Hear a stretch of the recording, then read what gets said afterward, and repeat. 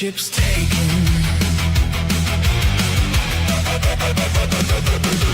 This seat's taken, ding the bell. Lurky turkey merch must sell. Wow! Banana! Hammocks in the air. Steampunk hat, crow the chat. Penguins everywhere.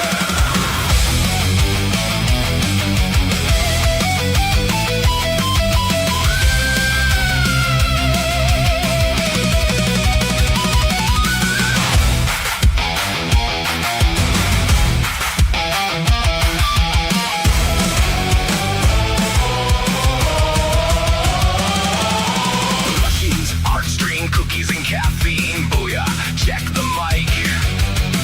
Leave a comment, lick the like. Peachy penguin, phantom zone. Pirate plank, chatting zone. Drop bears lurking, paranormal bluff. All peeps welcome, but trolls get stuffed. When toxic rocks it with love and care. No cold pizza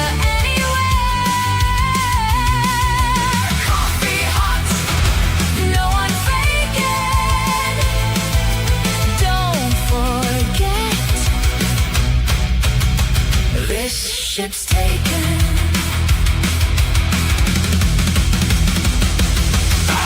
This is me, no apologies. No fake here, just caffeine cheer. Rain in the hay, check your own state. Glass houses, sticks and stones. Crashing down, you are on your own.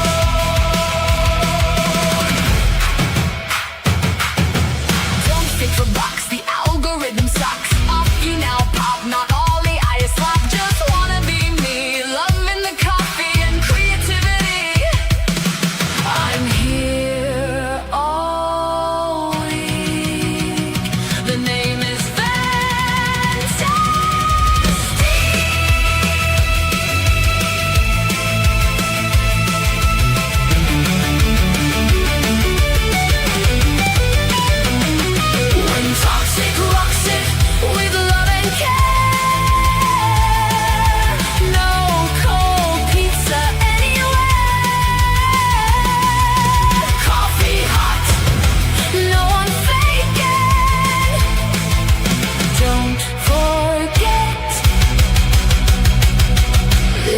ship's taken.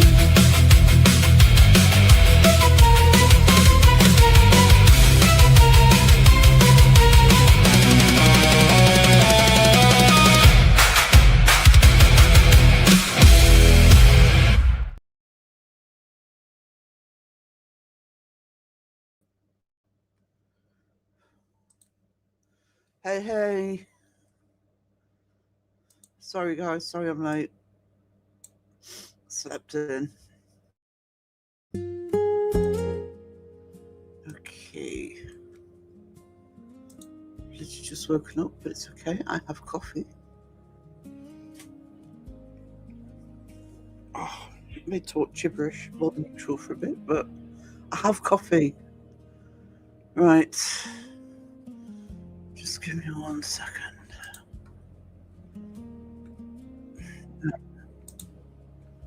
Sort myself out.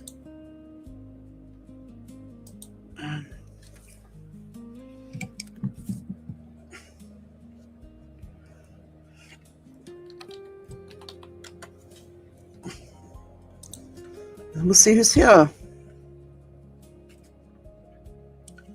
Oh, it's bacon. I've woken up in an oven.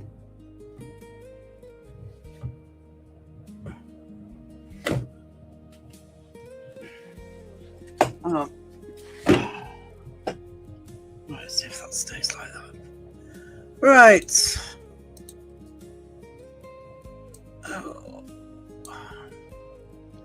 Let's just start at the top. Hey, Pam. Hey, sweetie. Pinky in the house. Lovely Caroline. Mike O. Hey, hon. Hello, Kristen.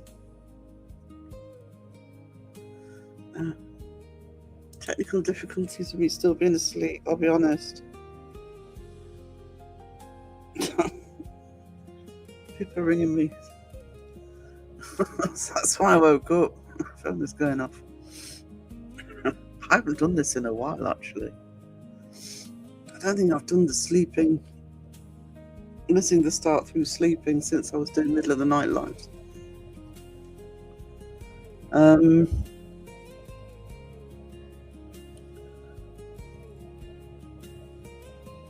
Yes, there you go. See, Pinky knows.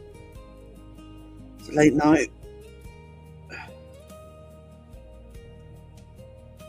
Seg was live. He was in Seg's for an extra hour. He was live for 3 hours. Then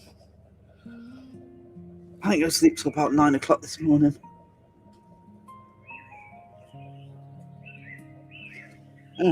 Now my alarm goes off.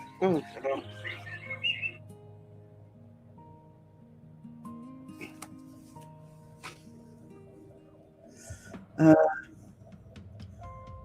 maybe Sarah can't be bothered. She's had I wish I hadn't declared. I have literally no food on this desk.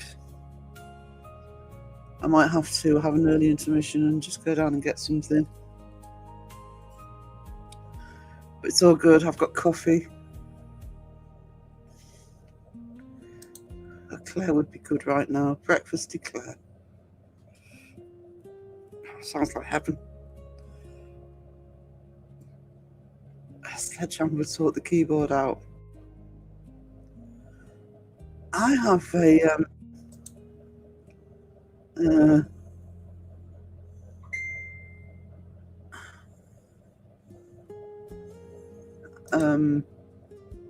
sorry, I've got messages coming in.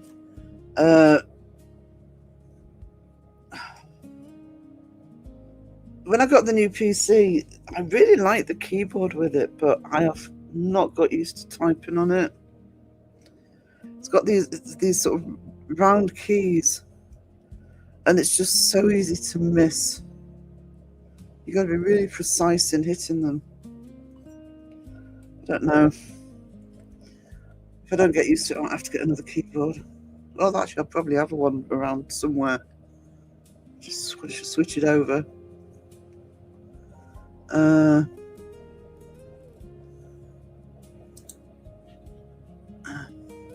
Still having issues. Oh, is this YouTube issues again? Keyboard needs a coffee. Yes, the keyboard. Sarah needs coffee. Technically, my first coffee of the day is I've just woken up. Nobody touches my first coffee of the day. Not my second, third, fourth.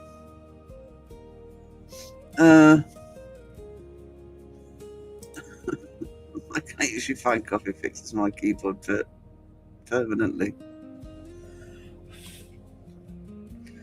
That's the other problem with this keyboard. It's like on the laptop keyboard, they were sort of flat. You couldn't get it. These are sort of raised, and constantly having to clean it because it doesn't take a tiny bit of dust to get underneath. Anyway, shut up about keyboard, Sarah. CHEWSDAY's taken. Take him. Hey. Todd is Karen's.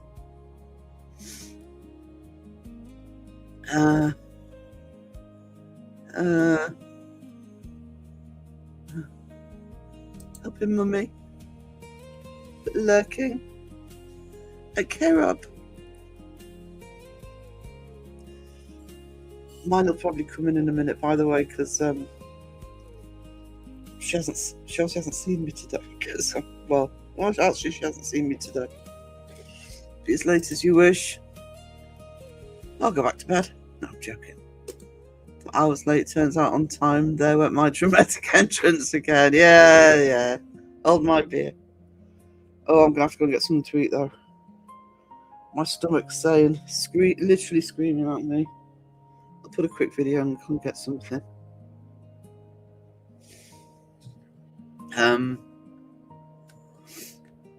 Hi Rob, be nice to your mum. Hope you're well and fully fueled with caffeine. I've got my first coffee here.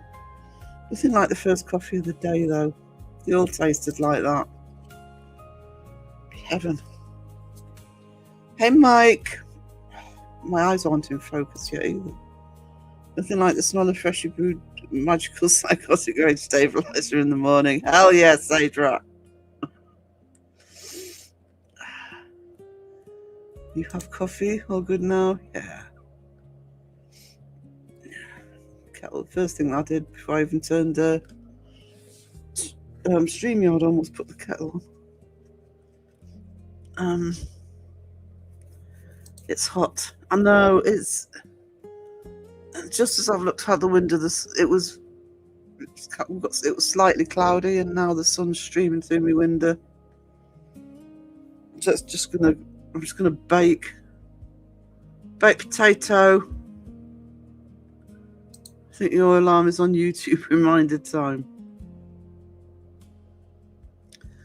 No, I'd set it for 1:30, I think, so I must have just been hitting snooze. Sky Broadband has been sorted, so fingers crossed I won't keep getting booted out today. Oh, that's awesome. That's lovely. Coffee's all you need. I have my French roast, which is especially good this morning. I'm trying to work out what I can go and get to eat. So I've something on my tummy. So I've literally got nothing here. Hot chocolate is all Debs needs. Lum's mayhem. Pickles.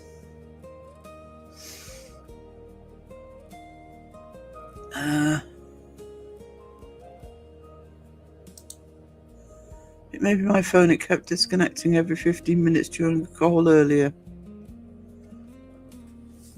I need to switch over to my new phone, which I've had for a while, but you know, it needs setting up. I haven't done it all yet. But my old phone barely moves. It's got so much crap on it. Hey Betty.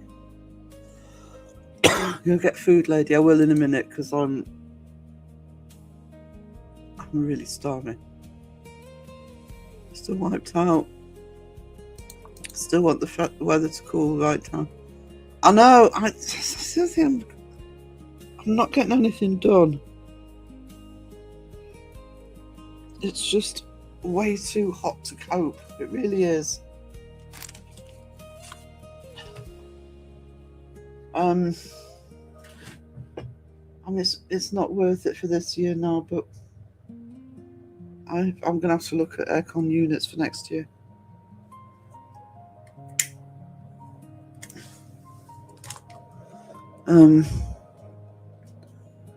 It could be my provider who had an outage this week that stopped emergency call. No, it's not good.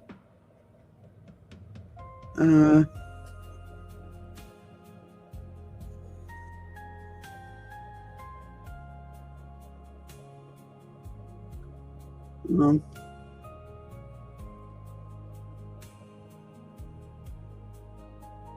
It's confusing. But say hello to Roger. Hey Roger. The heat makes my phone and thumbs feel heavy. I had to resort to the laptop.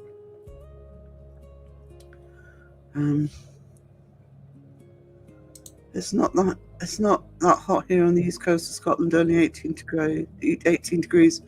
Suits me just dandy. Well, I don't know what it's like outside. I mean, the last 2 days it was supposed to have dropped temperature, but both days, it's day Tuesday, both Sunday and Monday, I walked into town in the evening, and it was still hot and humid. Oh, why is this fan not staying where it should do? There we go. You need frozen hot chocolate slushy. Hey Betty, went to ER last night. Had severe pain in shoulder, neck and arm. Oh no, I hope they got you sorted out, darling.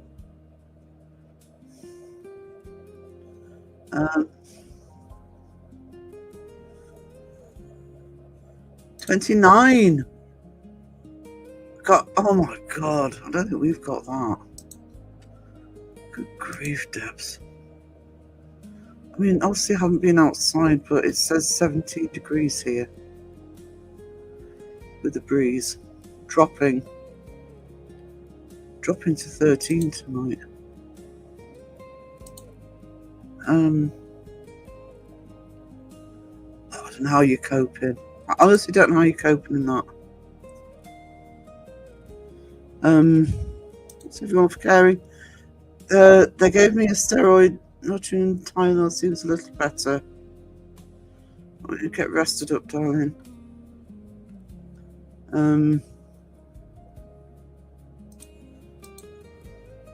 Betty, take it easy. I had something similar a few years ago and it took weeks before I was well.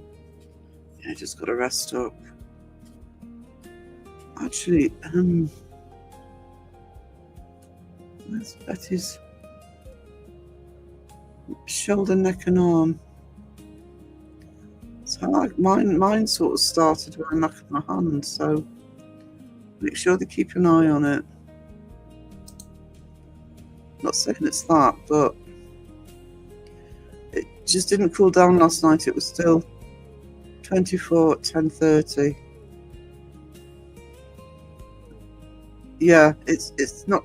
It's supposed to be tonight. I'm hoping it does, but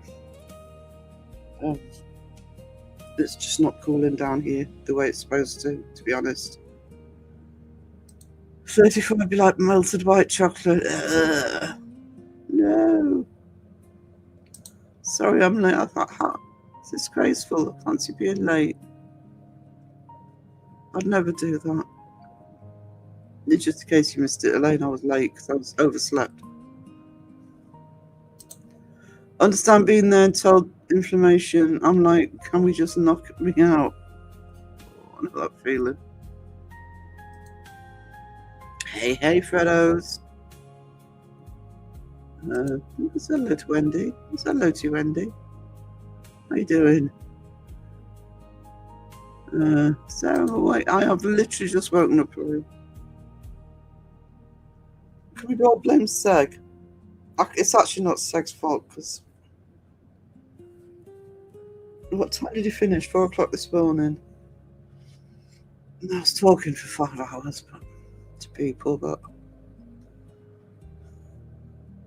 actually, Seg's live last night was a really good live.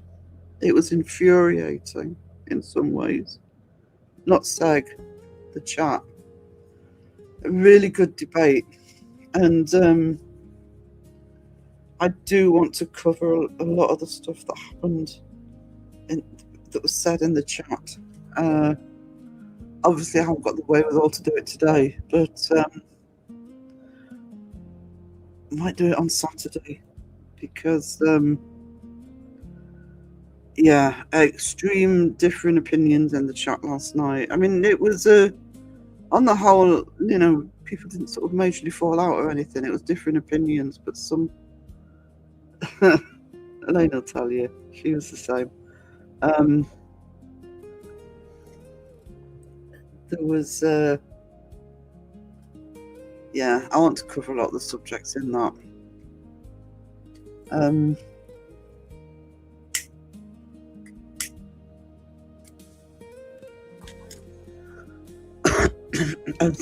So I think I have been screenshotting some of it, just for me as reference, screenshotting some of the what's called channel activity. It's what's been said in the chat, so I can use it as bullet points. I'm probably going to use it for Saturday's live, because I mean, I'm very big on different opinions, and we all discussing it with each other, and it worked really well in that sense. But there was one or two things, and I was literally sitting there thinking, if this is the way you feel about paranormal, why are you even watching it? You know, there's such extreme skepticism in some with one or two people. I'm thinking, it's not that it's not that people. Everybody's welcome, and everybody's welcome to opinion. But I was generally thinking, why are you here?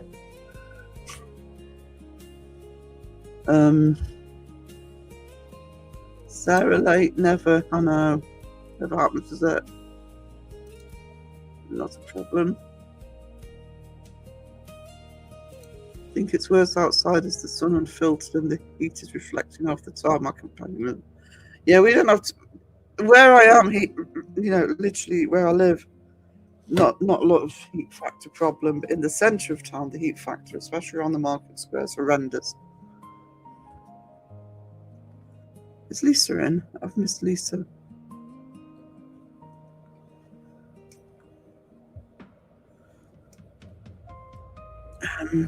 Let's see that way. Hey Lisa, sweetie. They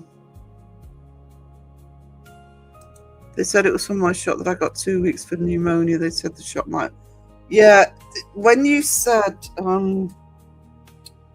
neck, shoulder, and arm, that was my first thought, because that's not with a shot, but my problems were from a damaged neck, and damaged a nerve in my neck, and it affected my shoulder, and then down my arm, and then down to my hand. I mean, it was an extreme case. Yours should be okay. It should. Your nerves probably just gone into shock, I'm guessing. I permanently damaged mine, so it does sound like a nerve problem. I ended up having less than 2 hours sleep. I was so annoyed. Oh, bless you, darling.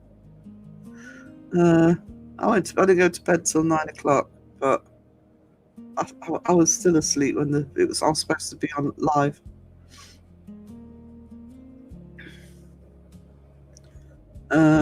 Jeff was funny getting out of his life to get over to Segs. Well, I think I didn't see Jeff's live, but I think he was supposed to be talking about Biff. But of course, Biff can't get into Jeff's channel because he's banned. He's banned from here as well, from the first round of him being a pain. And of course, he hadn't been banned from Segs, so in he went. It's just annoying when people say things without saying it directly. I'm going to, I don't know if you were here when I said it, I'm going to cover some of these topics on Saturday. I'm not awake enough to do it today, but I might do some vlogs as well. Biff nearly derailed it. Biff wouldn't have derailed it.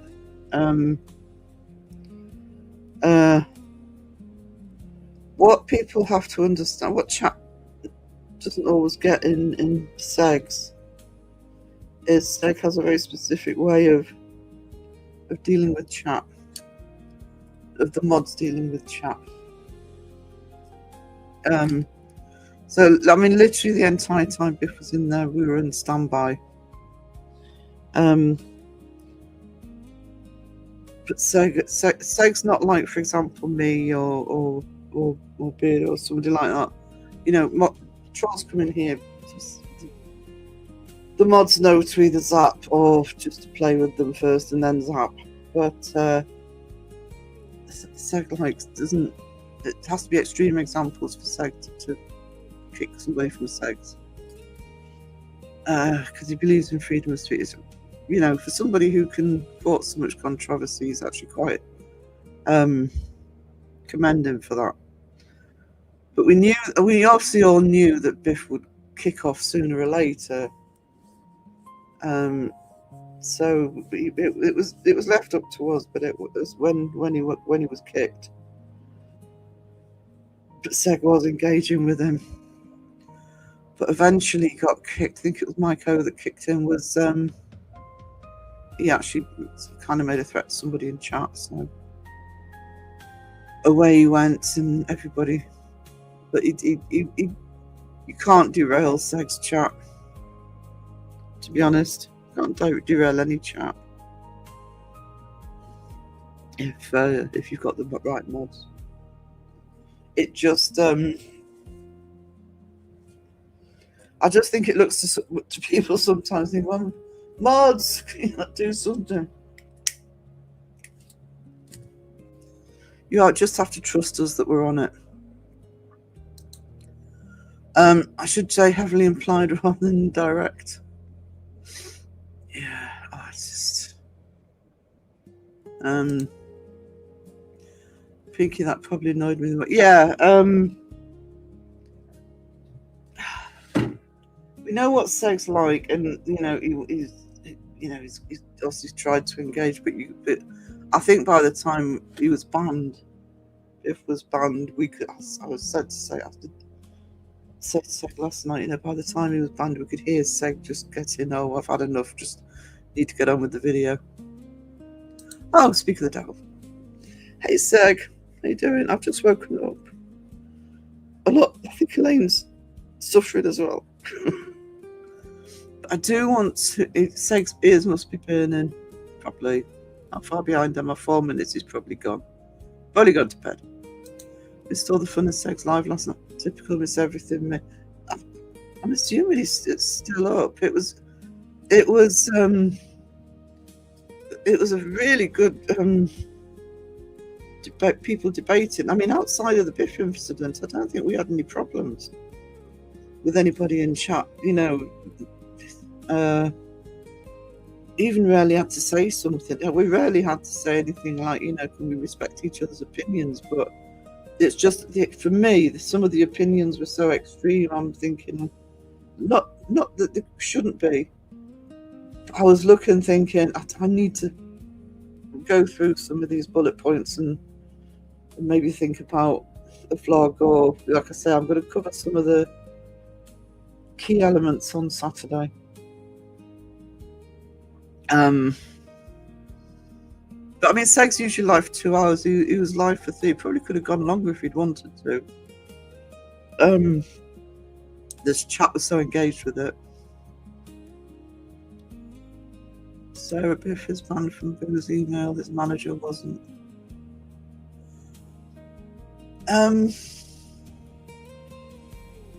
Was he in Jeff's? Because I wasn't in Jeff's. Did he go into Jeff's? I've actually had a few days away from the paranormal content. I haven't seen any lives. I sure have missed things, but it's been kind of nice to. No drama if you don't hear about it. You're preaching to the choir, Mike. It wasn't drama last night, by the way. It was literally just a paranormal debate. The only drama was Biff coming in and then he was kicked because, he was just he was basically trying to take over the live and make it all about him. But I hear you about no drama. Wouldn't that be lovely to have a break from all that, a proper break from all that? And we might. Then again, something could happen today, tomorrow, and it all kicks off again. For the most part, on my channel and on several channels I'm associated with, it's like just get on with business as usual. It's like the ticker I have at the bottom of the screen. I'm not woken up yet, guys. About no drama. We're a paranormal community. I mean, that's what we're here for. And that was why I found last night's live so interesting, because some of the opinions and views that were coming through were worth talking about more, I think. There's Lisa. But we got on track. I understand why it is that way. Yeah. The chat were very, to be honest, even when Biff was in, the chat were pretty behaved, because often if we get a troll in, chat could be far more forthright, and they weren't last night. They didn't put fuel on the fire, if you like. Managed to watch about half an hour of sex this morning. We'll catch the rest later. It is worth watching, and actually I know sex chat's back up. It's worth, if you can, just looking through the chat on it. Some of the things that were said. Actually, that's just given me an idea.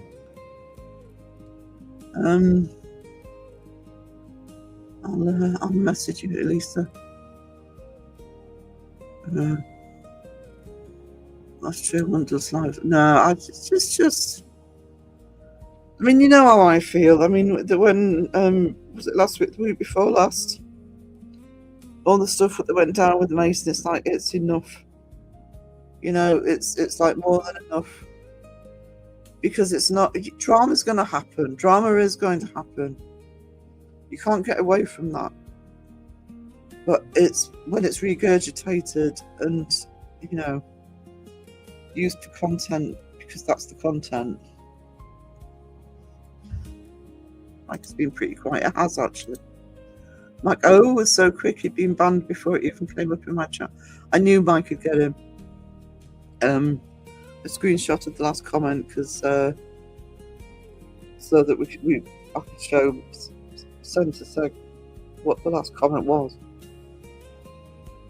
before he was banned. But yeah, Mike's like lightning. If Mike's in the chat modding, then I'm big on free speech, but I probably should have extended that to Biff. I gave him more attention than he deserved. I kind of got it. I didn't sit there thinking, "Oh, Seg, what are you doing?" I think he probably ended it at the right time. Probably helped having because Seg had gone live to look at the Colin video that Colin released about apparently not believing in ghosts anymore, and turned out it was the opposite. But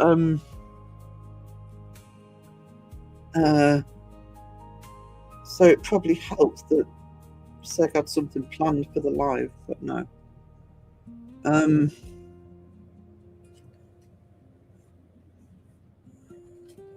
I don't think it was about to crash. Everyone just popped in to say, "Alright, see you later, sweetie."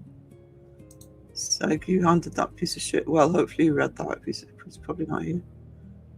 He did actually. Seg.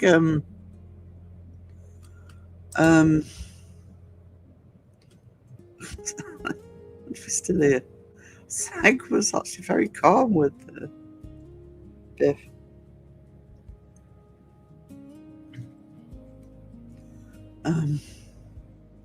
Chat was very good in that respect. So no, it wasn't really. I was expecting more trouble.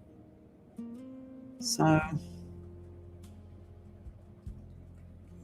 no, they went and Jess was addressing his next video. What? Yeah, I didn't think you'd get into Jeff's. I know. Was it a year ago or whenever it was that there was initial fuss with Biff? He did the rounds on a lot of channels because he's banned from this one.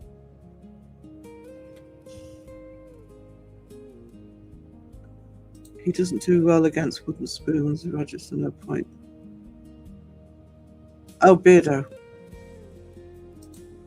The paranormal has been getting talked about a lot more lately. It's been very interesting. Yes, it is, and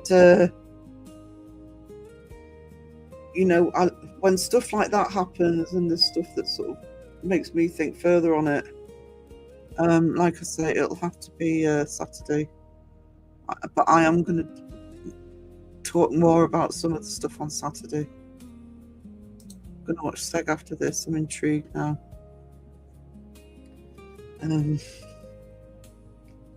Yeah, clickbait much. I know.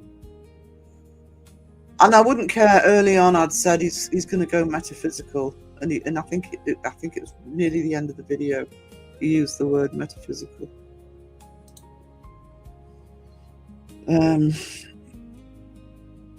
if I'm honest, with the Colin video, I was probably spent more concentrate. I was listening to Seg, but in terms of listening to Colin, I was almost zoning it out sometimes and concentrating on what chat was saying.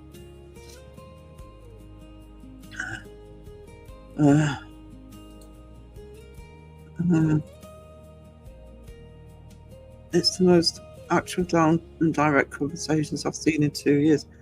Yeah, it's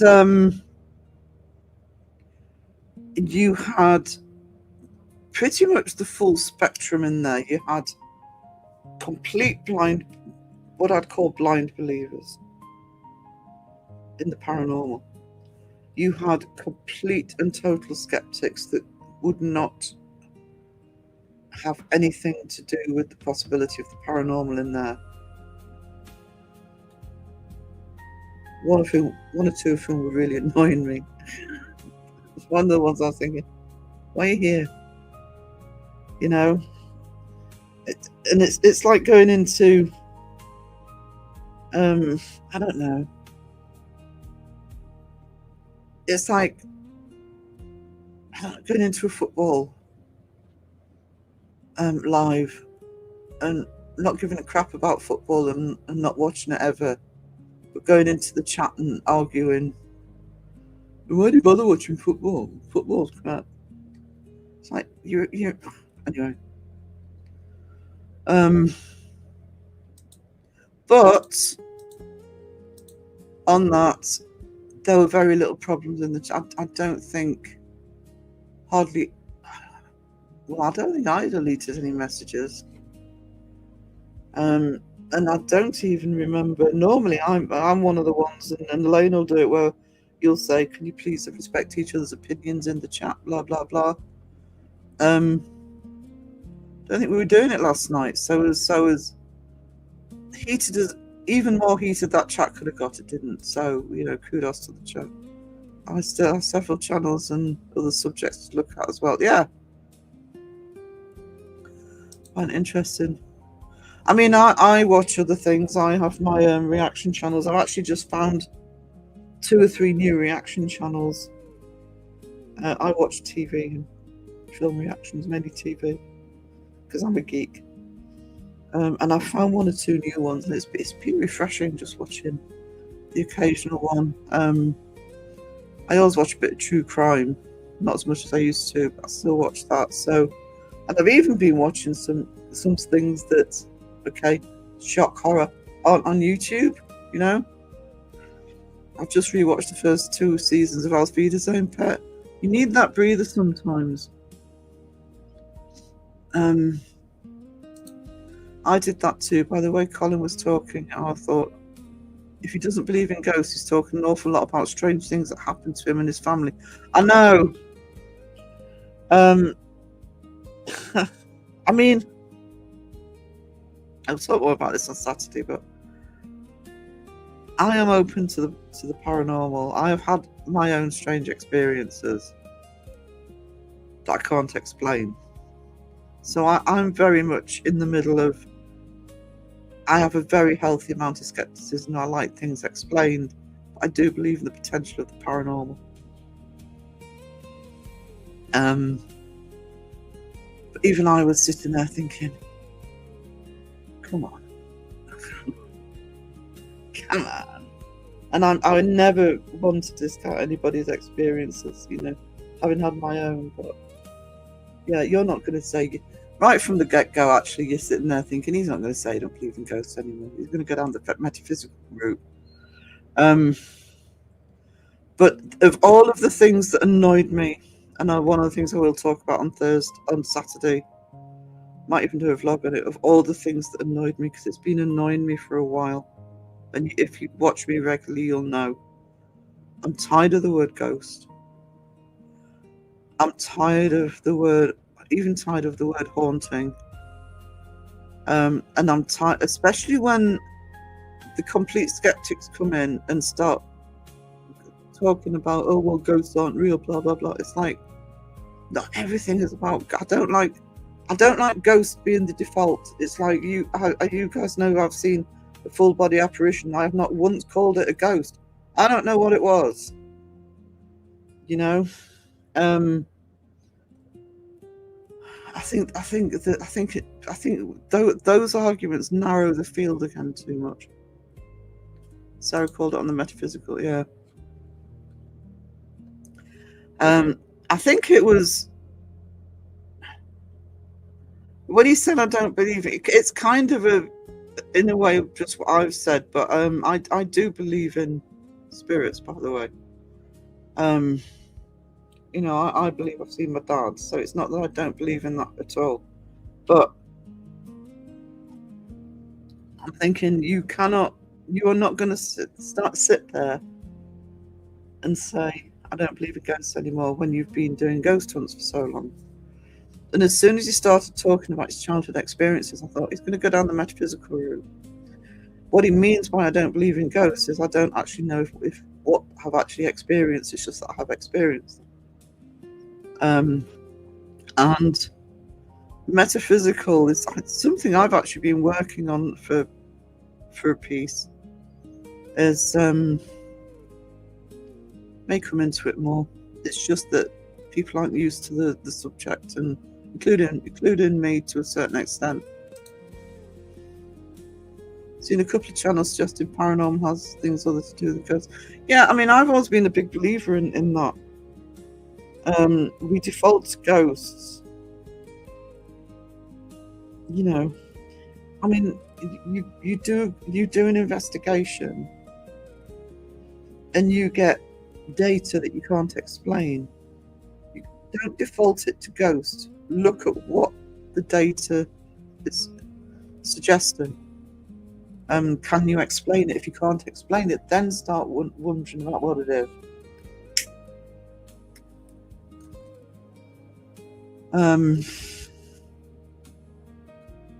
Anyway, I'll talk about a few movie reaction channels. Yeah, I like my reaction channels. It's the closest I can get to. Well, I started watching reaction channels about 6-7 years ago, and it's the closest sometimes on the stuff that I really love, on my shows that I really love. It's like the closest you can get to watching something for the first time, because you're watching somebody else react to it.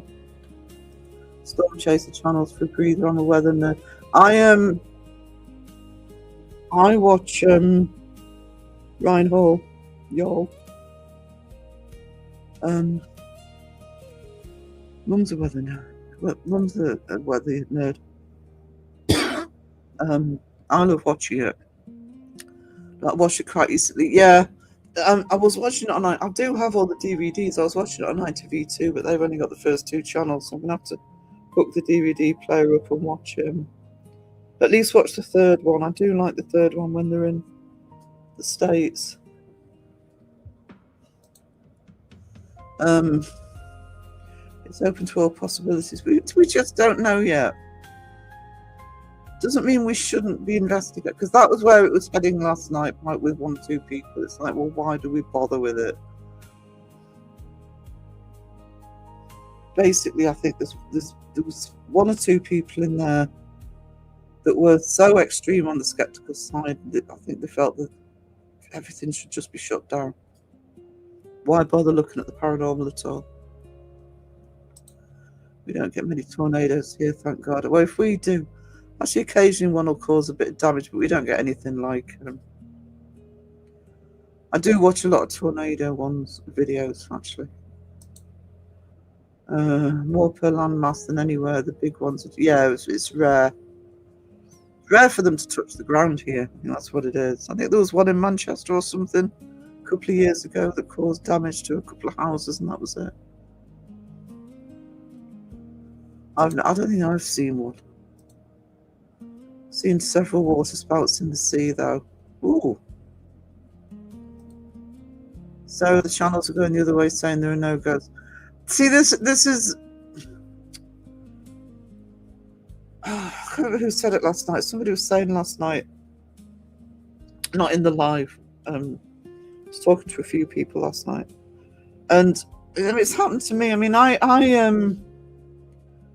been speaking about it for a while. The live of mine that Kenny was on, he came on because I was talking about, the longer I've been in the debunking community. I still am open to the paranormal. I've had my own experiences. I still believe in the possibility. I don't even like the word paranormal, as you guys know. I prefer unexplained. But when you see so much fakery, when you get to know more and more about the techniques and etc., I can see why. I hear quite a few people saying they're getting more and more skeptical. It's understandable. Agree with you 100%. Might be really, yeah. I'm not binding my belief. I question the words ghost and haunted is overused.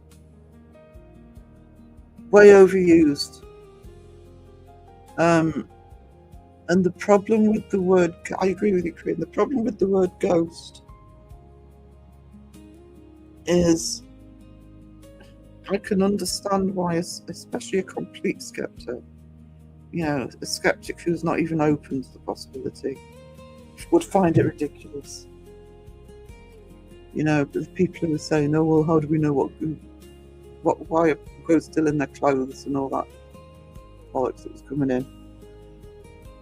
We don't know what it is, and I just wish more people would go into the investigations and the research, not jump into the conclusion that if they get any data, it's a ghost. My daughter and I called what we experienced the entity. Yeah, it's like me. I've never, I've never said ghost. I've said full body apparition.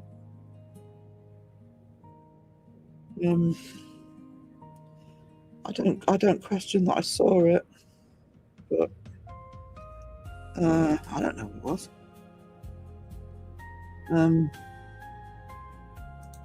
I've only seen gales in the '87 hurricane. I remember that.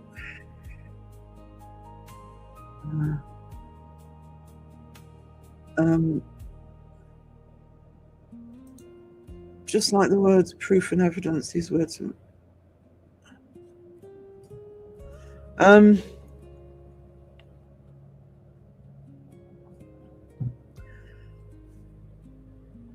none of it's been proven. The frustrating thing, and I'm talking from my point of view now, and why I am such a big advocate on the paranormal being investigated and researched, not just investigated but researched as well, is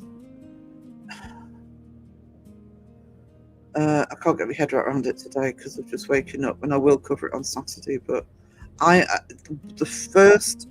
show you the first comment that, actually I won't show it to you because the name will be on it, but I will read it out. The first comment that annoyed me was quite early on.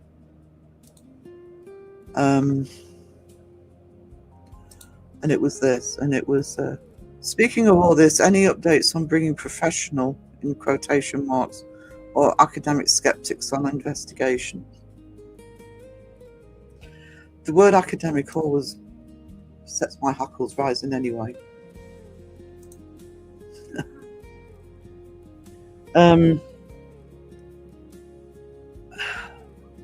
It's the problem is I am an ex-academic, but I'm a bit anti-academic at the same time. I kind of understand academia, but where I also understand academia, I might do a vlog on this and a longer bit on Saturday. But in order for the paranormal to be moved forward, it needs to have at least some people taking it seriously. That's where funding comes from. And when there's all this chaos, when there's all this fakery, when there's all those attitudes of, oh, it's just not real, you're not going to get funding, and we need the people to put the time, effort, and frankly money into it to actually get it to progress. Colin and his fam came to the castle in my hometown and made stories up. Been to that castle on haunted night tours. He just spewed shit about it. Yeah. Unfortunately, I can't walk very well at the moment, but there is a. They started last year. There was haunted ghost tours here. I'd love to just go on one of them and just see what shit there's about.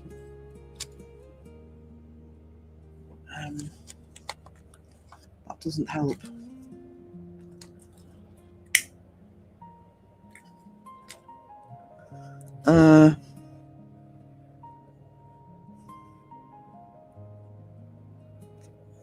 Go to the school run will be lurky turkey. Not a problem, Lisa. The third is good.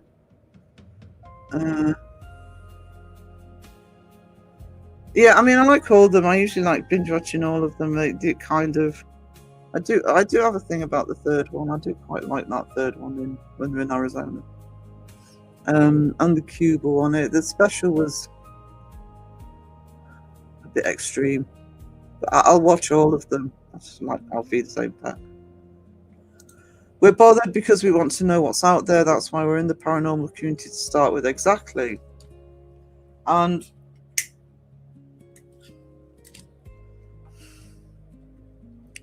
there's nothing wrong with wanting answers. One of the problems is that a lot of people that are, complete and utter skeptics will come in assuming that we all sort of blindly believe it's ghosts or hauntings or whatever. They're coming in without realizing what this community is and what it does. I've seen something. I want to know if anyone had seen anything like that and what they think it was.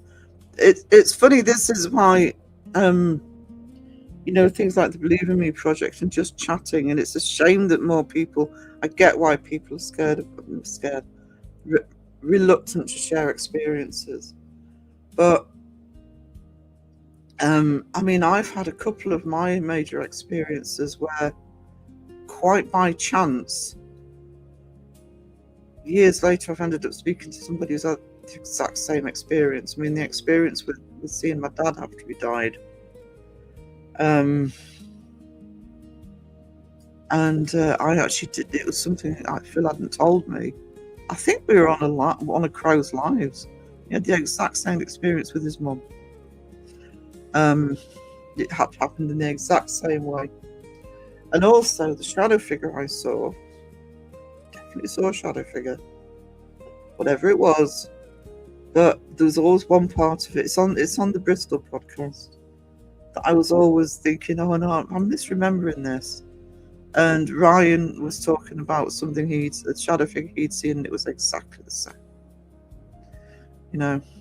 Exactly the same. I definitely know what I saw. Call it a spirit, ghost, apparition. Some people do and some people don't. I'm a rational person. I can't find any other explanation for what I definitely saw. Exactly the same here, Wendy. The full body apparition I saw, and I've told the story before. I'll do it up into a proper video. But it was early. It was 9:30 in the morning.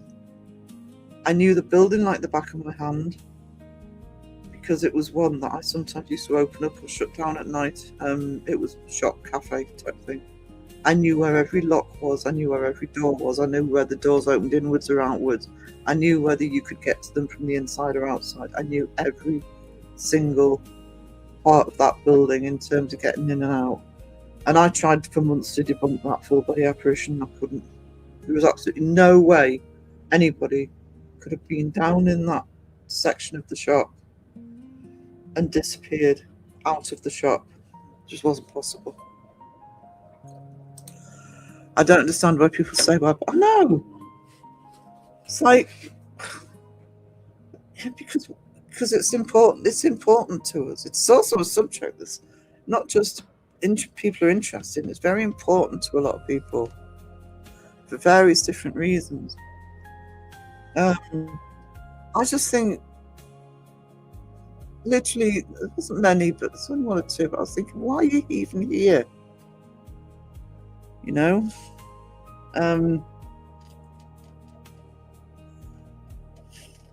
You have no interest in this subject whatsoever. In fact, it wasn't even skepticism, it was cynicism. That was my problem. It was somebody being so cynical. You know, they may as well have been sitting there going, "Oh, you believe in the tooth fairy? Oh, you're stupid."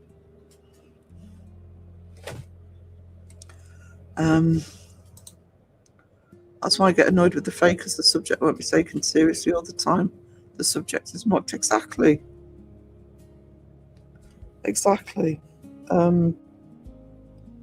And I think that, debunkers, and what, you've only got a handful of channels debunking. And debunkers get all of this flack for exposing the fakers. And one of the points that did start coming through last night, which I was very pleased to see, was very much, if I was an investigator, the fakers would really piss me off, because they're basically ruining a field that's important to me.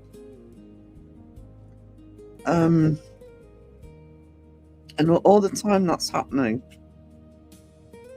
that mockery and that cynicism, you're certainly not going to get official academic funding. I know how it works. I will cover that.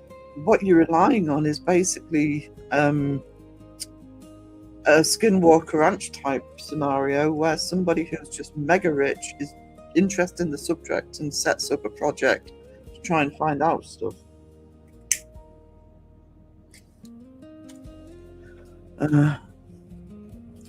Ali Fraser, yeah.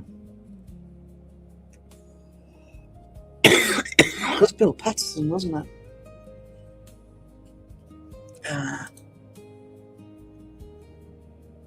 They drag the real paranormal down because not much happens in real investigations. That's the only thing. It's two different audiences. I'm going to be, I've already started looking at different aspects of that. Whereas you do get some believers who sometimes will come over to the debunking community when they finally realise what they're watching is fake. You get a lot of people watching fake paranormal. They're just watching it for entertainment. I don't care what people say. That's been happening for years. That happened in the Victorian era. People would go to obviously they're fake, but seances, etc., and psychics. And it's not really that they believe, they just wanted a night's entertainment. Since my husband passed, I've had a few things happen that I can't explain. No, I don't see him, but things have happened.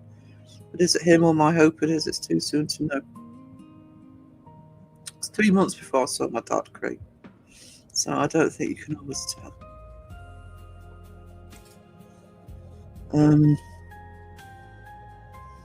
The only thing I would say, and I hear this repeatedly from people who believe they've seen a loved one after they've passed, the 3 words I hear the most are, "I just know." And it's what I say, I just know it was my dad. I just know. It's not scientifically quantifiable, it's not proof. But, hey, Petals. Morning, beautiful humans. I've just woken up. I've been live an hour, or maybe I haven't, nearly an hour. I was a big fan of Bill Patterson anyway. He was a great actor. Didn't always play villains, actually, so it's quite different for him. After a couple of years in this community, I've seen a lot of interesting ideas. It hasn't made me question my beliefs. Instead, it has opened my eyes as to why and where those beliefs have come from. Well, that's kind of more my remit as to why they're there and where they've come from, because for me, as a cultural analyst, the beliefs and the stories and the effects on culture, the effects on people, the knock-on effects to where we are now, they're important. You can't just close down a portion of history. Folklore, for me, experiences, documented experiences, sightings, etc. You know, you don't shut that down. It's just as much part of our society as anything. Don't like it when a skeptic or debunker blankly says, I know what the believers are going to say. I'm sorry, Crete, I disagreed with you last night because I haven't heard that. I'm not saying it hasn't happened. No, that looks me and those like me in that bubble, and they're normally wrong. Oh, there's one too. The extreme skeptics in the chat were doing them. But I haven't heard a debunker say it. I think, I mean, most debunkers believe anyway. And even if it's said, I don't think, even if it's sort of phrased like that or differently, that's not what people are doing. Usually it's about believing in one specific thing. Might even be the bloody equipment. But the blanket terms come both ways. I wish I could find another word for believe, but you know, if people who sort of very much believe, I'm not going to use the word blindly believe, but very much believe, can use blanket terms as well, you know, and that was one of the problems I was finding that was sort of making me think last night. We will go into the nitty-gritty of this on Saturday, but was those sort of blanket terms, you know. It's like paranormal is a massive field. It's a massive subject to study, you know. It's not just about, I don't like the word ghost. It's not just about ghosts or hauntings or, you know, it's massive. And as with any subject of study, you know, you can't define it in one sentence. I definitely know I saw something and no one can tell me otherwise. I'm the same, Deb. And the problem is we can't go back and, you know, investigate it. But I mean, the big experiences I've had, you know, I know it happened. You know, I don't want to hear hallucination or anything like that. And that's not me being blind to it or sleep paralysis, because none of them were in no sleep or waking up. I'm not saying they can't be explained. Maybe they can be in some way, but I know what happened to me. So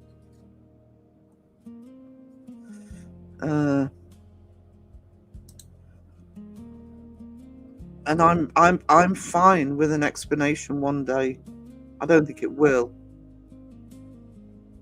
in my lifetime. I would be fine one day if somebody could actually give me they can't, because you can't go back in time. If somebody gave me a solid conclusion as to what happened, fine. I'm not reaching for it to be paranormal. I just want to know why these things happen. I had something after my dad passed away, and my sister and I had the exact same experience. She was in the US and I was in the UK, yeah. These cases where they link, and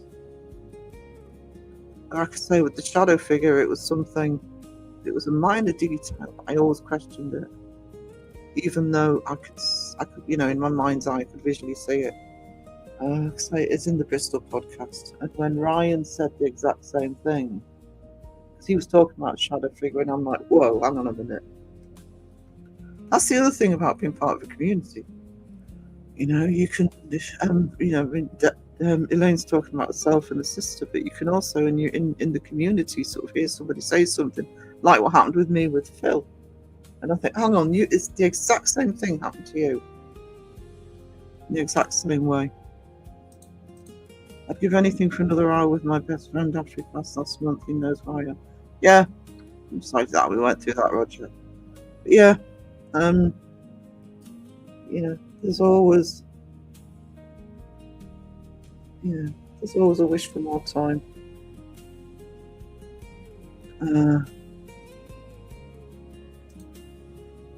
And my belief system of music connects the living and spirit worlds. If he'd been taken away by transplant, I said, JP, I can't do this. Hey, Carla, we are surviving. I got particularly annoyed by a certain person down, and I knew it. Yeah, Jesus. Do you know something, Elaine? I don't know about you. I'm just going to speak for me now. But normally when I've got a wrench, sometimes stuff will happen in chat, but because I've got a wrench, I think I need to hold back. I've got a wrench. Or sometimes I'll hold back a bit because I've got a channel. I think that I wasn't bothering last night. There was at least a couple of people that I was just thinking, no, I'm going to put my two pennies in here. Yeah. I am tired of that. You guys already know this. I am tired of the argument. You don't understand. Don't tell people they don't understand. You know, it's condescending. I mean, that one person was arguing about certain terms. It's like, is that all you've got? You're arguing about the definition of words. I'll go through it on Saturday. If you haven't seen Segs Live, I'm assuming it's still up. Hang on. I'm just going to check. I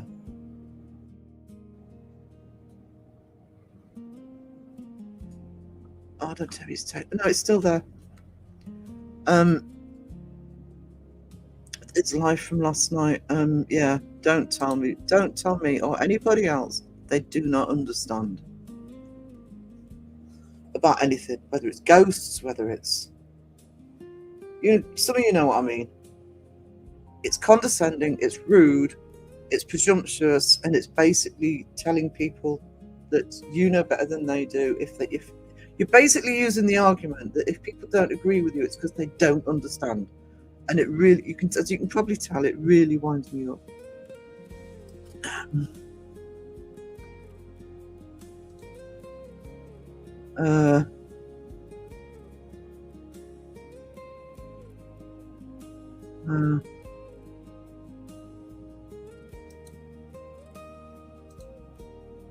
Song came on overhead. Kelly Clarkson Stronger. It's the one song my husband knew and I used when I didn't feel I had the strength to go on. The electricity had been out and then popped on for it.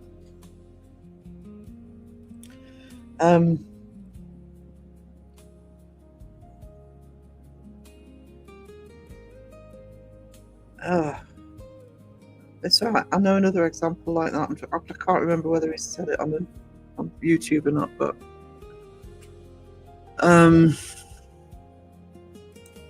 you just take anything that gives you comfort. Lose. I actually find nothing to do with paranormal, but there's nothing that gives me more comfort than music anyway. And I actually have, because I pay for premium so I can just listen to music through YouTube. And I actually have a playlist that is literally my comfort playlist. It's like nostalgic songs, etc. Music, you can wrap yourself up in music, and like for me, like anything else, as much as I adore my artwork, I do draw art, I adore sort of watching TV, films, etc. If I could only have one thing, it would be music. It would definitely be music.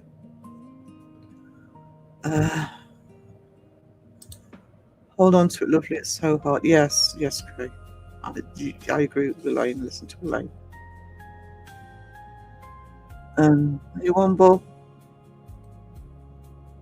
I've had an experience with Vassals Park, not far from Snuff Mills. It's just odd because no electricity then pops on for that song and went out again. I don't know. Was it Hope? Was it you? That's what I mean. You know how we can say, I just know. We can also say we don't know. But there's no proof one way or the other. So hate to say this, I'm going to sound like Kenny here, but it's the one thing with Kenny. Kenny will not tread on that. No, none of the debunkers will. And if it brings you comfort, do you know something? I am a bit. I believe in something. I do believe in. Nothing to do with ghosts or anything like that. I believe in karma. I believe that there are certain things that happen for a reason as well, and that are more than a coincidence, and things like that. Even if it's not the person that you're hoping is doing it, even if it's not somebody's spirit or I do believe that sometimes things can happen for a reason. Lem's mayhem.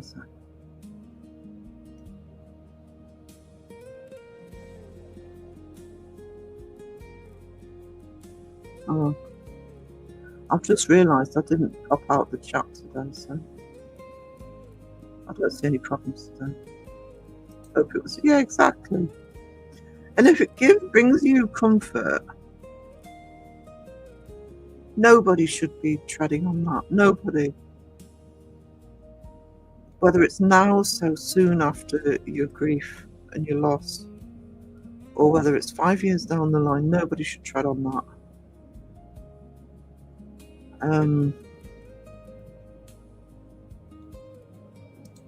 That is something to remember. My mum had something similar just after Dad passed. No power issues. Yeah.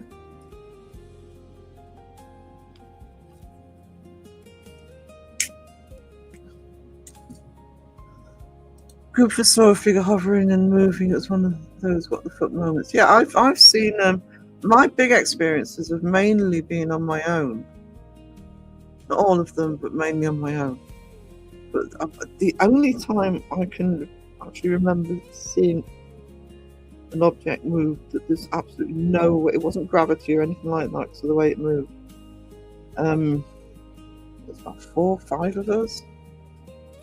I'm trying to think, 5 of us. We were sitting on the floor of the living room, and the kitchen door was open. It was a small cottage house, terraced cottage.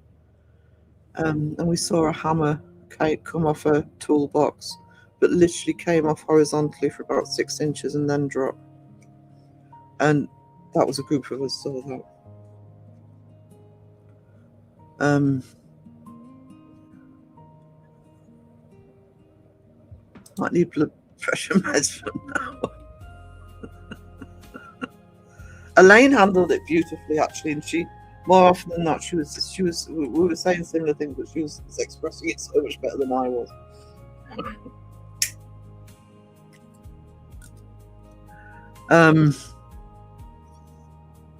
No, Loomis Mayhem, behave yourself.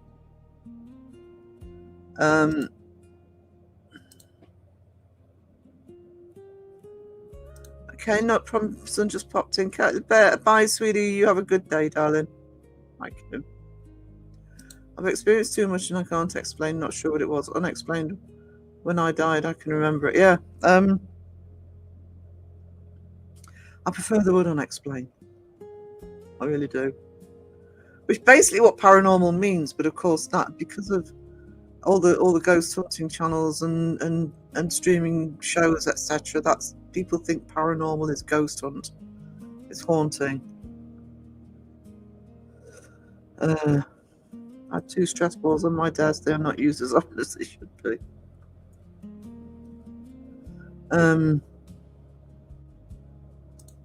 If one of you sees that you're seeing things, but when 5 of you seeing it, you have to question it. It's one of the things I asked Beardo, that if you didn't see my Beardo podcast, I actually opened with. I knew it was a story he'd already talked about before, the Ouija board story from when he was a teenager. But I wanted to ask him about the reason I'd got him to tell the story again was to talk about the way different people have actually seen that particular experience. And the thing, what I found interesting about when he was talking about it, part 2 of the podcast will be on Thursday, by the way. But what I found interesting about the way Bearder was talking about it was there were differences in memories on the night in general, but the key event that happened, everybody remembered the same way. I know what some would say. They would say it's because of the sort of group of sort of tightening the story up, but no, there were a lot of elements that differed. Nasty cough you got there. It's the humidity womble. Am I coughing? I'm sorry, guys. I'm kind of not conscious I'm doing it. I should be muting. Put my water next to me. It's because we are on stupidly high humidity here, and the humidity. What are we on?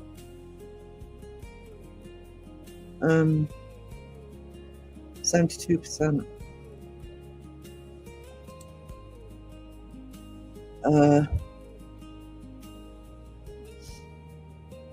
If I get much worse, actually, I'll have to go and get some steroids.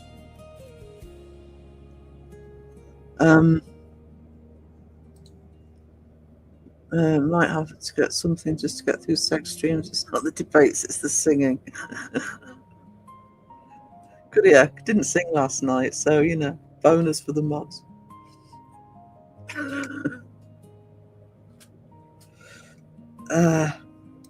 Hey Jonathan, how are you doing? Good to see you. Plug that in because its phone's yelling at me that it needs power.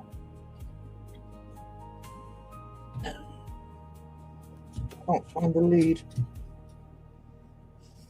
Oh, there it is. Need more power.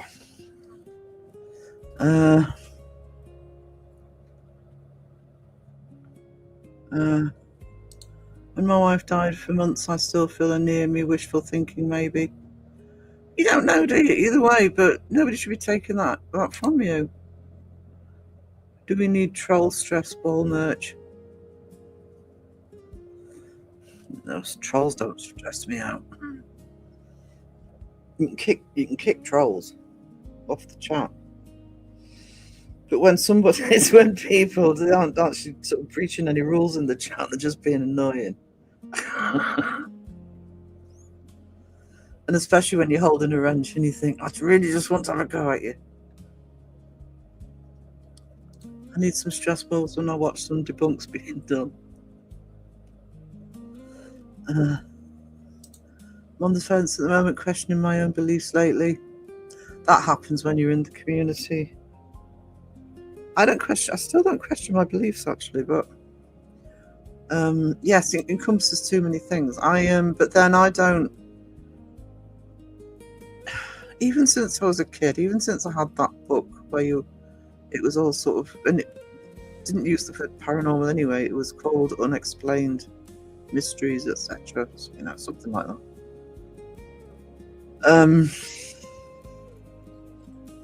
It's the search for answers. Don't presuppose what those answers are. Enjoy the search, enjoy the journey.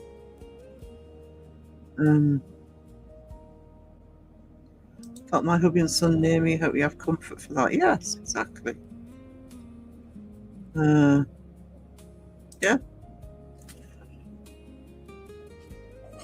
And that's good. You carry her with you. Yeah, exactly. And so I agree with you. I might be open to being paranormal, but I'm perfectly fine with somebody giving me ideas or showing me it wasn't. I have no problems in being given an explanation. The problem I have sometimes is being given an explanation, which is a plausible explanation for something, but it doesn't preclude something else explaining it, if that makes sense. I've only been awake for an hour, guys. Give me some slack. My husband's been gone for 2 years, so for 2 years. Oh. I didn't have anything happen to me after my father passed. My sister, who doesn't believe much, did. I've had too much happen around me not to be curious.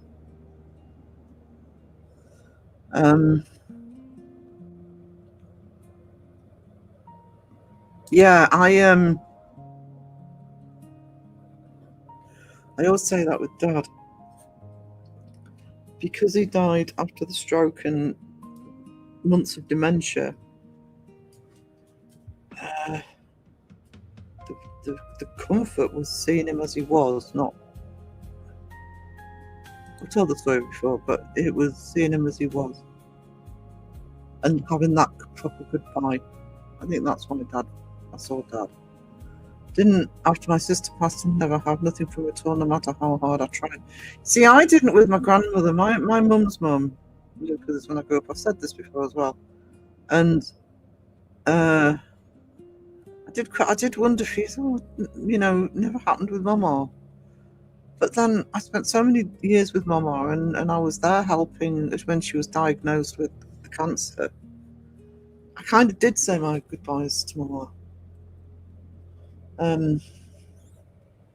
Whereas I never felt as I did with Dad, because he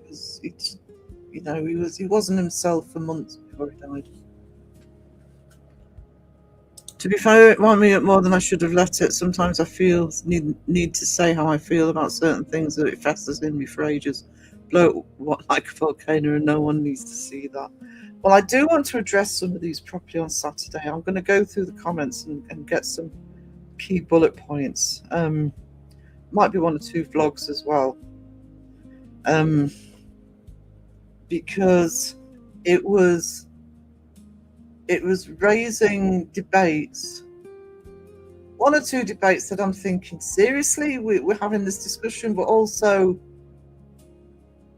and it wasn't even the usual Groundhog Day debates for the most part. It wasn't the bunkers don't believe in the paranormal. I think somebody said that, and I think I put them right. But it was a very interesting live, and highly recommended to, like I say, concentrate on what Seg's saying in the chat rather than what colours. Pinky, that's a bully. Come on. Oh, I know. Oh, you don't understand. Fuck off. It is a bully's tactic. It's absolutely a bully's tactic. And I'm seeing it too much at the minute. Here's a thought and question. Why do you think certain people are more susceptible to interactions with spirits? I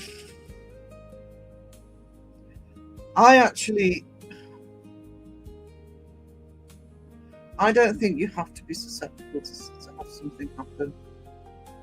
I know loads of people who haven't believed in the paranormal at all, and then have had something happen. I do think that can be used as a bit of an excuse by certain people sometimes. Oh, well, nothing's happening because you don't believe in it. Bollocks. Yeah. Even though I do believe in the paranormal, the full body apparition I saw, and I will admit that I am somebody who will sometimes walk into a building and get, vibes. Not saying I'm psychic or anything, but just get an unease. And it could just be the environment. But the place that I saw the full body apparition, I was actually told by the person who ran it was haunted. And I went, well, it's not like I don't believe you haven't had these things happen, but I've never had any sense of that in here. And that was where I saw a full body apparition. So never ever never ever went into that building thinking, oh, it's creepy. Even if I was in there late at night, never.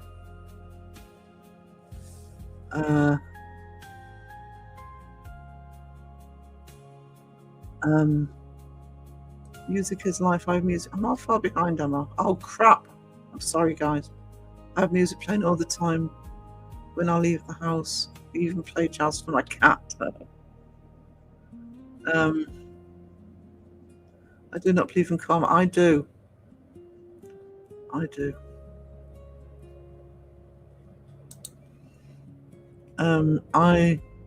And that's fine not to. I know what it sounds like. I suppose if there was a better word for karma, it would sound better, but I'm just going to crow the chat a bit because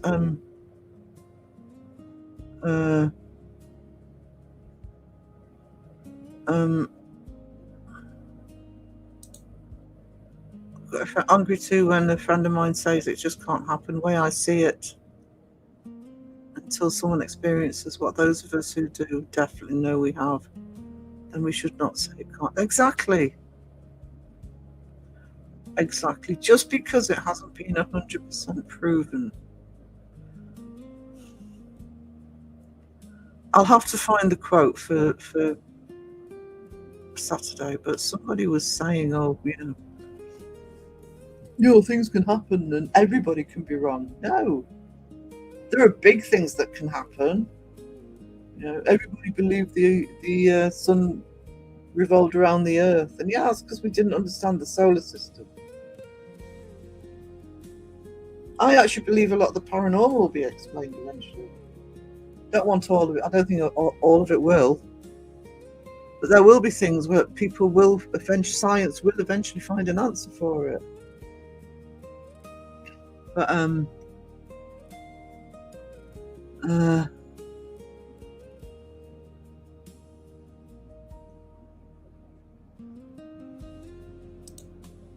give it time. Sorry. I don't blanket believe in karma, but I do. When I do know that soon, I am pretty sure that sooner or later, you could argue it's just law of averages. I have seen sooner or later when somebody's been really nasty to me that I'll wait for karma to get them. The one phrase I'm surprised I haven't heard since I've been in this community is there's no such thing as ghosts. Should have been in Seg's live last night. Read his chat.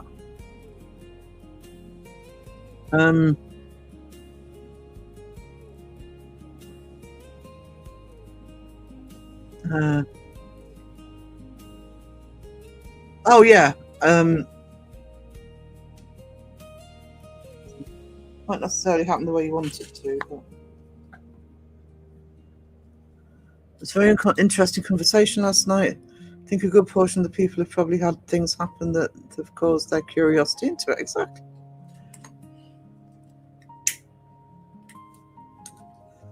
And people shouldn't be coming in blanketly saying, oh, this is a load of bollocks. That's basically what they were doing.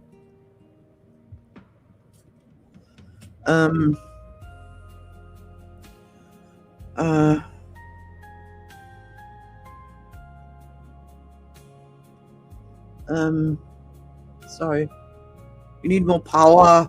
I need more coffee, actually. I'm going to go into intermission in a minute. Get the generator. I also need to get a snack because I'm starving. It's 10:30 a.m. and almost night. Oh my God. Don't take away my whinging. It wasn't a ghost, it was a dark, malevolent entity. It knew I could see it. I felt it looking into me. It was terrifying.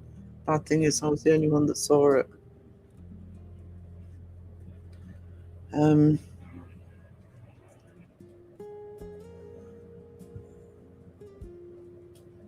Still know what you saw.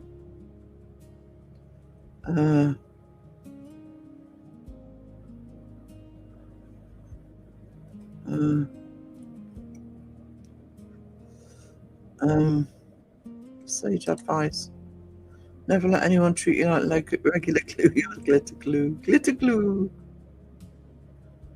I had my grandmother 2 months after she passed. I mean, I'm going to be honest. I don't know if I mentioned this, but I saw my dad 3 months after he died. But at the lead up until then, I was constantly hearing footsteps on the landing.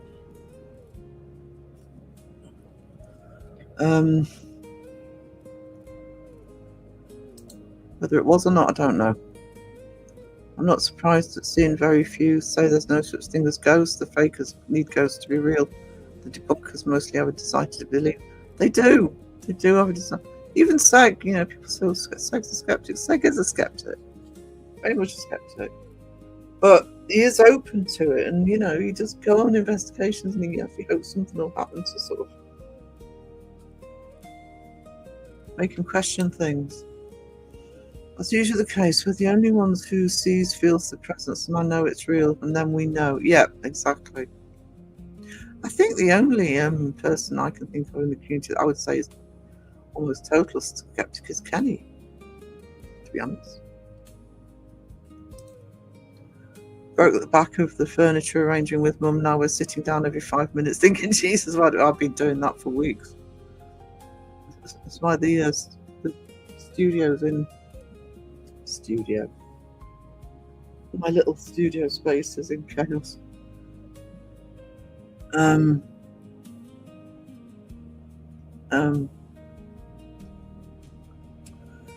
the chant. My mum has been gone since 1994, and I've not dreamed of her or had anything happen that I would say Mum is here. Nothing I'd like to think, but because she's partying it up after the struggles. That's the other thing, really, that I tend to sort of question with hauntings, etc. I'm not convinced people stick around. You know, for the most part. That's the other thing. It's like people say, "No, well, if there was ghosts, why aren't there?" That was what came up last night. It was a dinosaur ghost. Why aren't the people ghosts everywhere? I think Seg's life could have gone on and on easily. Like, yeah, it could. It could have done. It could have gone 4 or 5 hours, but I'm actually pleased he ended it when it did. Partly because it was 4 o'clock in the morning, but also for us. But also that last little bit of the live, I think if it had kept going, I don't know if Lane will agree with me. It was starting to get very. It could have got really argumentative if it had kept going.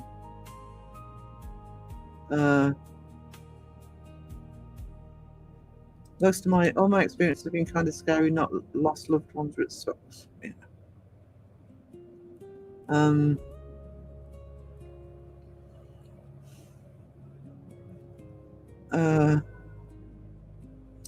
My granddad passed a few months before my granddad came to me in the tree in the night he passed, but nothing from my sister. It was very, very sudden, so I didn't get a goodbye. Oh, I'm sorry, Deb.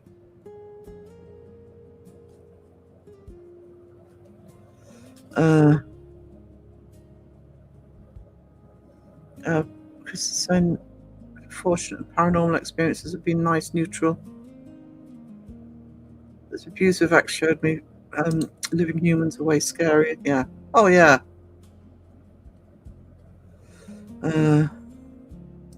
It's nothing to do with not believing in the paranormal. It's a general question. Ask it. Yeah.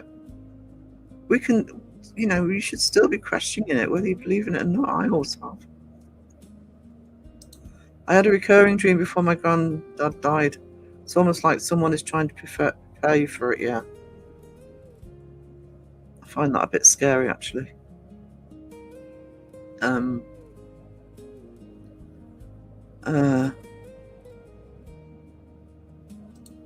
I had a debunker, not anyone in this chat, flat out told me none of it's real, making me feel invalidated and bad. It was a hurtful thing to say. I'm sorry if that happened, you say. I shouldn't have done that. Yeah, I think cynic's a better word when it's that extreme. It's not skeptic. A skeptic is basically, skeptics want proof with it before they'll actually believe, and I kind of get that.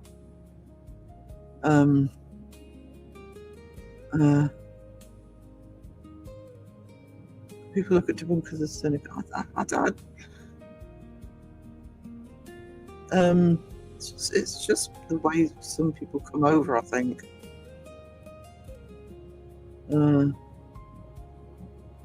It does sound like you're being prepared for it. I'm just trying to clear the chat so I can have an intermission. Don't let that so-called debunker get you. You know that people are just cruel sometimes, saying stuff they don't know about.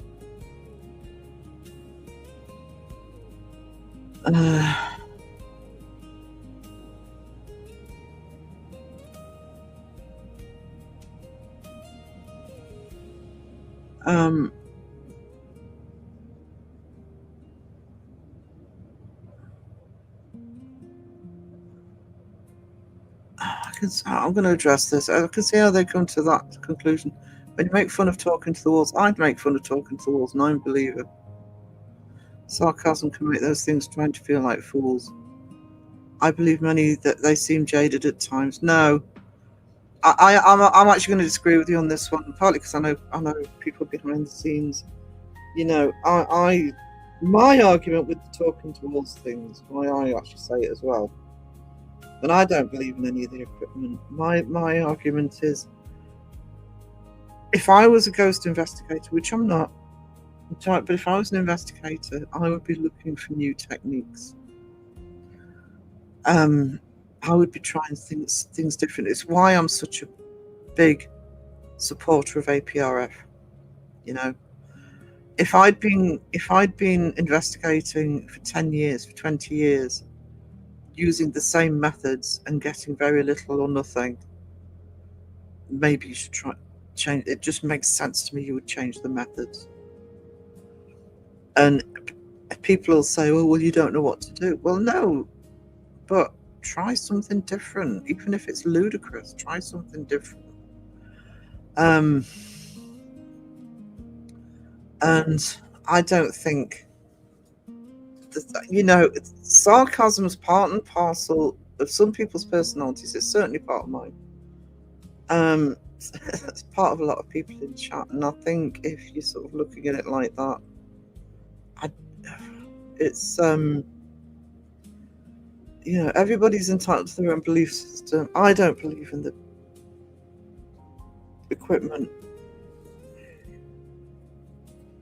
And apart from anything else, the problem with the equipment is it's not quantifiable. You know, a voice coming through a radio, you cannot 100% prove it's not the radio station. But I'm not going to stop, you know, saying talking to the walls and all that sort of stuff. It's just an expression, and this community uses a lot of humour, so I think it's different. I think sometimes, yeah, you sometimes get. I'm not going to name names, but sometimes you think, you know, you're in a paranormal community, maybe have some slack, but no.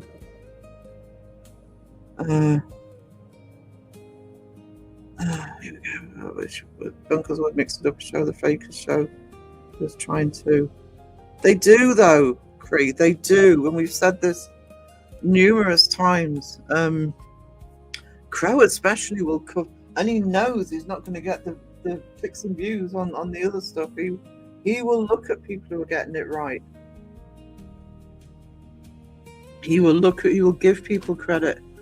Other people will too. You know, they'll give people credits and always shouting out. Pretty much every debunker will shout out teams that they see as credible. You know, and by the very definition of most teams that are genuine investigators, you know, they're not going to get the clicks and views. They're going to be much smaller channels. The big channels are the fake channels. So I think that it's unfair sometimes to sort of say, oh, don't promote the real investigator that do all the time. It may not always be in a video, but it's constantly in the lives. It's constantly saying, go and look at this team, go and check that team. I mean, I've already had Bristol Paranormal on my podcast. I'm going to be talking to APRF as well. I'm happy to, you know, that's sometimes that's a better way. I mean, I'm going to have Bristol on again because the first podcast was so much about past experiences. I haven't even got on to the investigations with them yet. So I didn't get through all my bullet points, so they're going to be on again. You know, Beardo's had APRF and PNC on his channel. You've got somebody like Mike, because if you're lurking, I haven't been awake today. I haven't messaged Mike yet, but I'm hoping that Mike's going to be on the podcast. He has given me initial yes. That's Real Evidence, and Real Evidence. I know why Mike's gone to debunking, because didn't have the guy who used to go out investigating with him anymore. He is still doing some investigations, but I always loved Real Evidence as an investigation channel, largely because they didn't use the fucking equipment all the time. So, when Mike's on, I'll be talking about the investigations as well as, the debunking. So, anyway,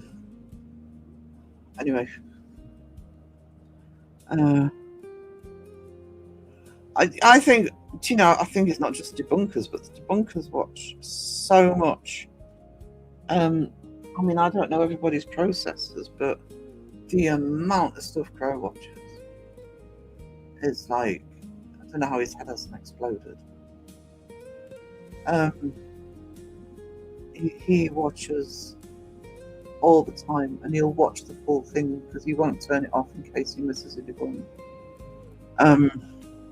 So, oh, hello, Laura Lee. Just need a bit of company with the gang. Hello, sweetie. How are you doing today? I liked having a mic. Oh, my day. Do not worry about it, darling. I did say last night that supposedly ghosts have a certain amount of time and then fizzle out. Again, that's another thing that can't be proven. Yeah. I mean, I'm just going by my one experience. My one experience that I'm talking about is I felt like when I saw Daddy came to say goodbye properly. And that was why he came in the first place, because he hadn't had the chance. I, as well as thinking too much, the paranormal's too linked with ghosts anyway, but just because you see somebody or think you've seen somebody as a ghost doesn't mean they're going to stick around. What happens with residual hauntings? Or they play on a loop at a given time. I think Crow brought levity last night in the end after the back and forth. Yeah, we needed Crow in there at the end because it was going to get really heated, I think. Crow's good at that. I was wondering what or something. How far am I? I'm still 8 minutes behind. Shit. I personally believe spirits are at peace, don't hang around long. Yeah.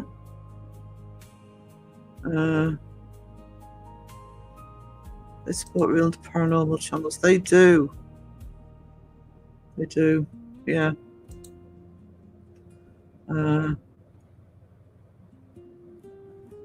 I've seen new techniques. Why I watch a paranormal engineer.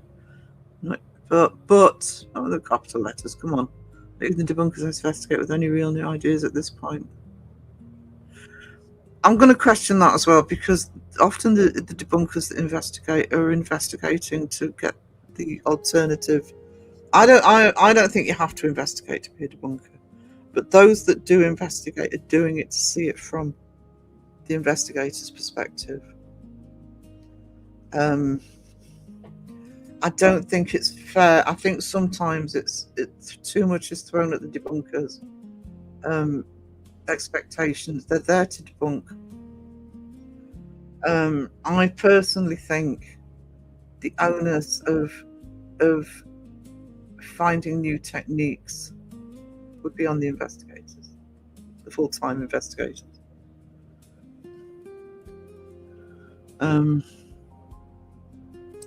Wendy says most debunkers, in my opinion, are decent as they do believe, which is why debunkers debunking those fake paranormal investigators who make all our real experiences look unreal. Yeah.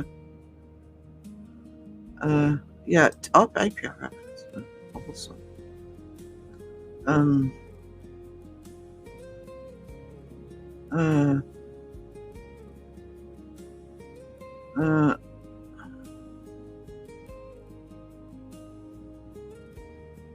Hey, Laura. Around the chat.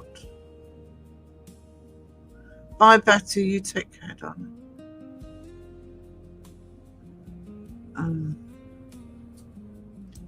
Just saying, but debunkers have to do something to step away from all the crap they are forced to watch. It has to get daunting and weighing on what you do. But the thing is, you've got to watch it over and over to get it. So it's why you don't get many debunkers. That's why I'm not a debunker. I'm watching all that shit. You know, sometimes some of the channels the debunkers cover, it's like, oh my god, it's bad enough watching it when it's a debunker, when they're not watching the whole video.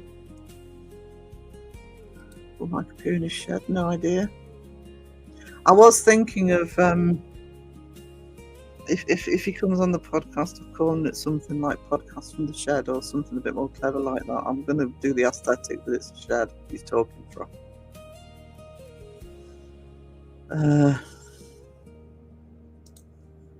Yeah, they did that. Was that the Knowlton Church? They did. They looked at the footsteps.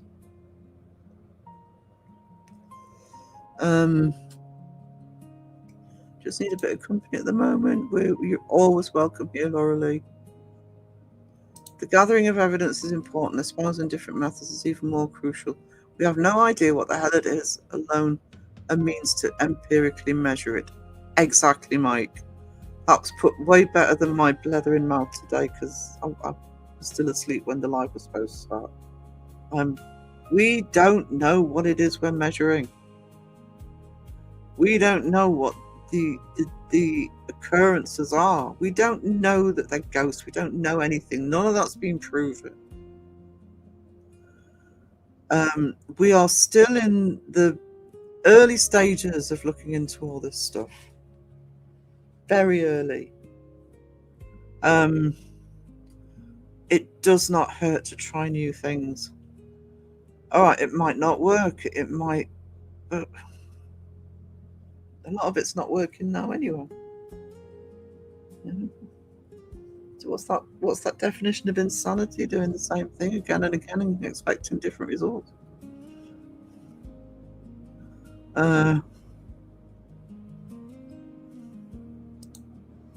Yeah. The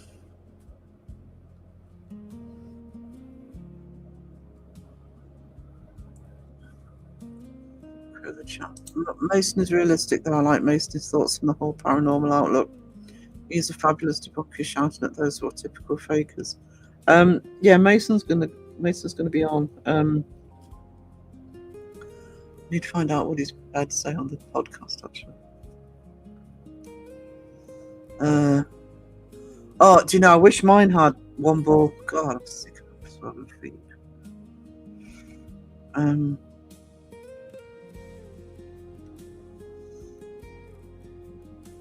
Danny Robbins works for me, Chad.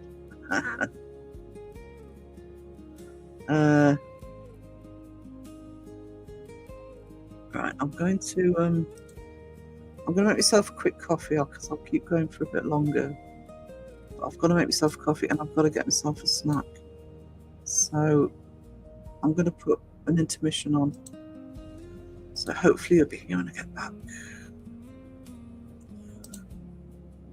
Let me find a video.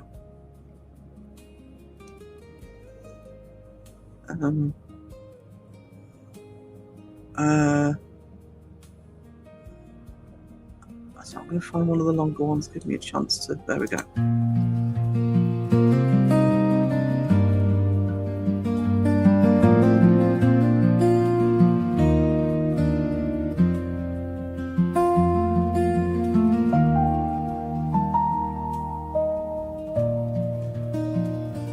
Littling drops running like rivers through my hands, tiny black constellations spelling out who I am. Pencil lines trembling, find a shoulder, find a smile, every quiet broken whisper walking out onto the wave. Paint my imagination where the whole wide world can see every hidden quiet heartbeat, turning into what I'll be. Dreams becoming real and breathing, thought made visible and bright. When I let my true self wander, every shade of me finds light.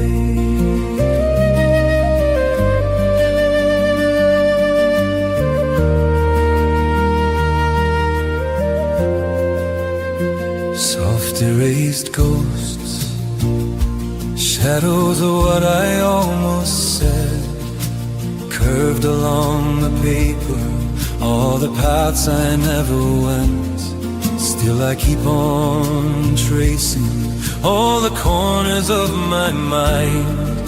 Let the crooked honest shapes show the soul I used to hide. Paint my imagination where the whole damn world can see every hidden quiet heartbeat, turning into what I'll be. Dreams becoming real and breathing, thought made visible and bright. When I dare to be my own way, every shade of me feels right.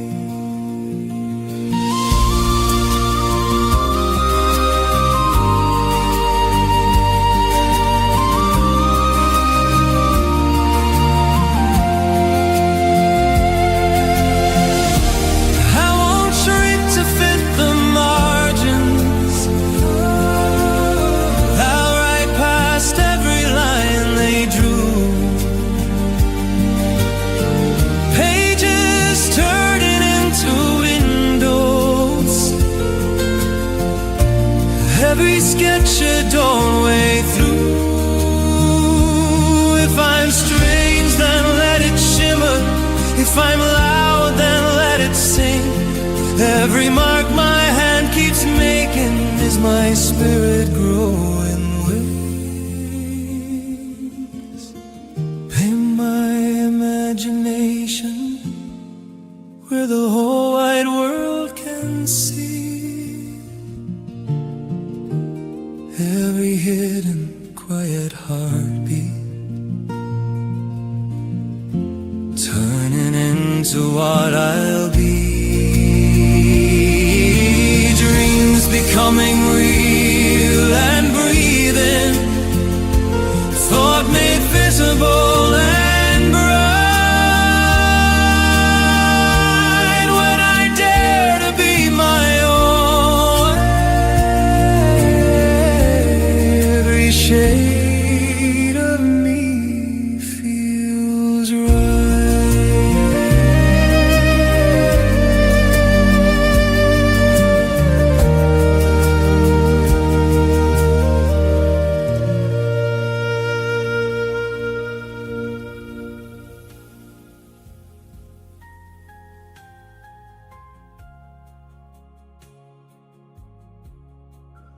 I forgot to boil the kettle. Never mind.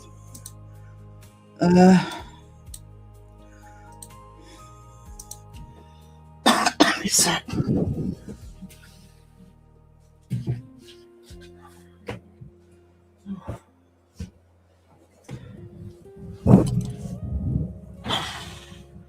can't feel the fan. Hang on. There we go. I've got a snack now. Right. Sorry about the coughing, guys.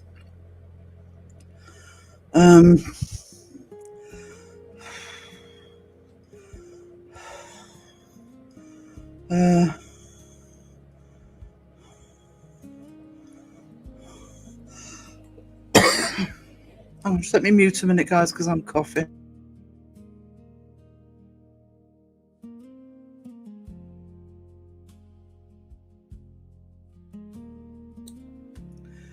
Right.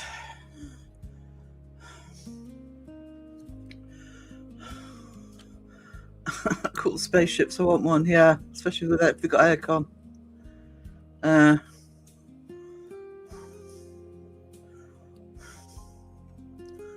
It looks as though I might have to walk up to the shops today. God, I hope it cools down tonight.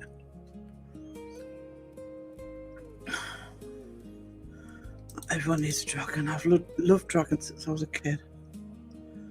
You're lucky getting cool evenings. The humidity rockets when the sun gets lower. It's the worst part of the day for me. I can feel it creeping up now. Yeah, I mean, I waited till about 7:30 to walk up to the shops last night and it killed me.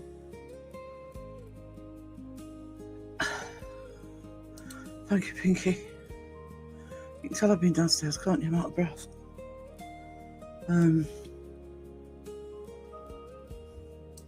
it's only 81. Humidity is 85. Yeah, it was about 72, I think, when I looked. Yeah. It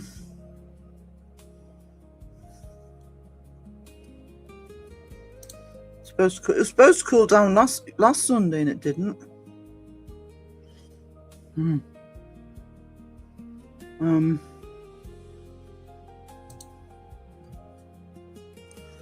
Evenings are awful, especially when you have a 4-stone dog on you, like got a giant water bottle. Thank you, Pam. 112. And when I spent time in San Antonio, they had, this is in August, admittedly, but they had a heat factor of over 120.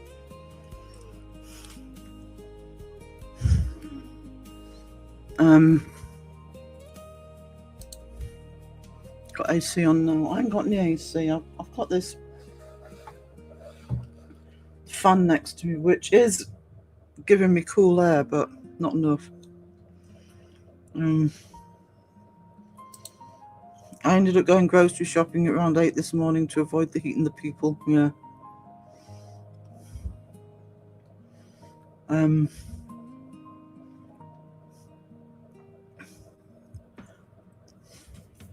Another date later, I have to go out. Yeah, I see. I don't mind the heat. Like Elaine, it's the humidity. Give me dry heat any day.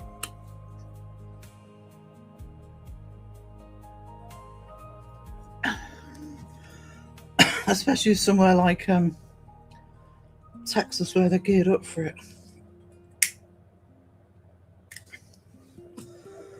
We are not. My fan gives me a headache, though.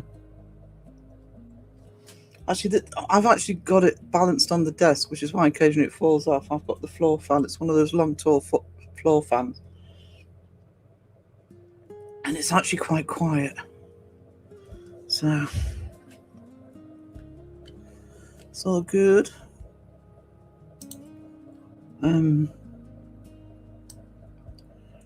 Just give me a sec.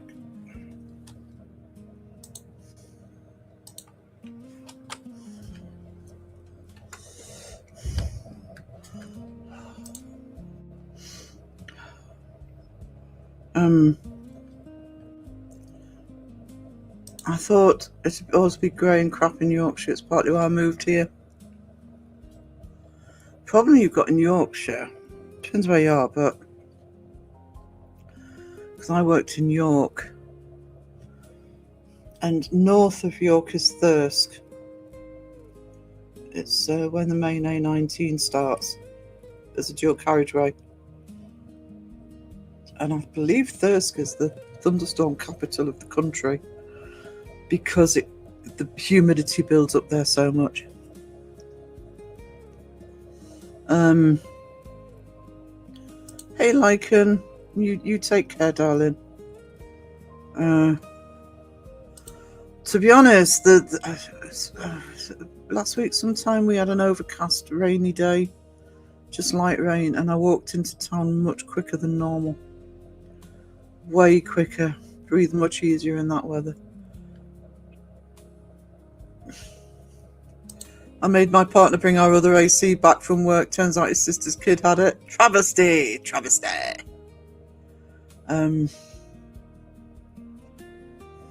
do like higher altitude. Low humidity is rough sometimes, but at least it's not muggy and cools at night for the most part. We're just not cooling down at night for the most part. Now, I think tonight we're supposed to be going down to 13 degrees. Fingers crossed that makes a difference. But it said 15 degrees last night, and I don't believe it because it was still baking. I've lost StreamYard. There it is. There you go. Hugs from Lycon. How long have I been going? 2 hours. Cool.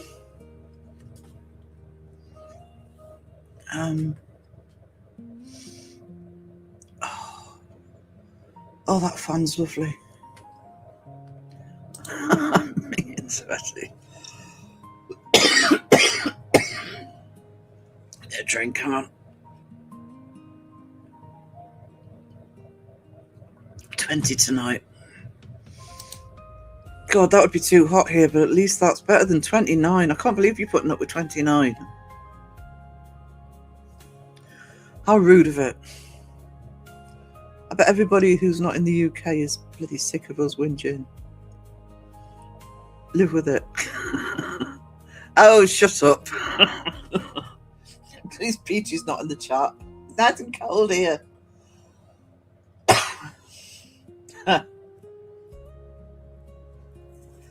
She does like to rub it in. We're having... Oh, I've got a Kit Kat. Kit Kat. I've got my little desk on perfect at the moment. I'm originally from East Anglia, which is dead flat. Yorkshire's higher and hilly, so it takes a little while to adjust.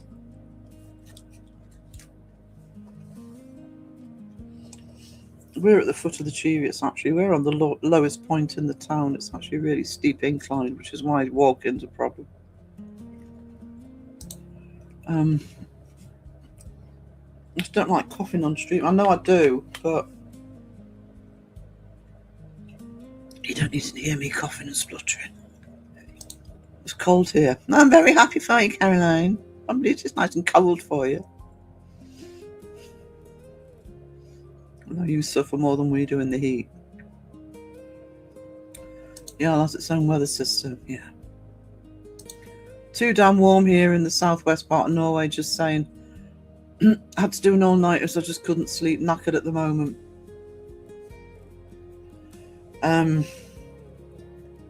It's just too uncomfortable to sleep properly.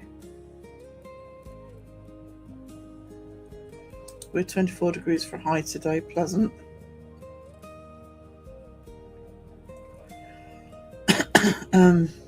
Minus 15 in the winter. We go into the minus, not far. I've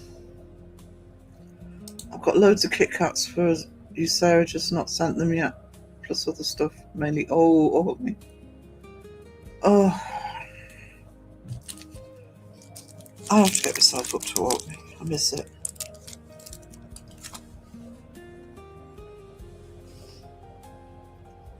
The only bittersweet part is that Dad won't be around to come up with me.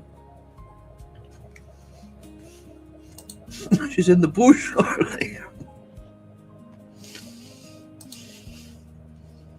Ah, the food in Orkney. Hell yeah. Hell to the yeah.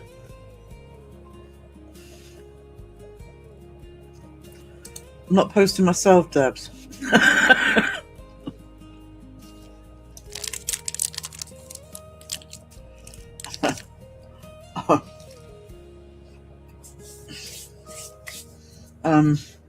Trying to wake up. Raven, I slept in. I actually woke up to Crow trying to phone me because I hadn't gone live.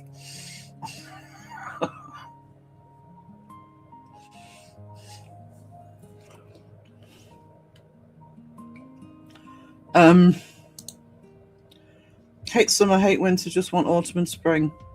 They're my two favourite seasons, especially autumn.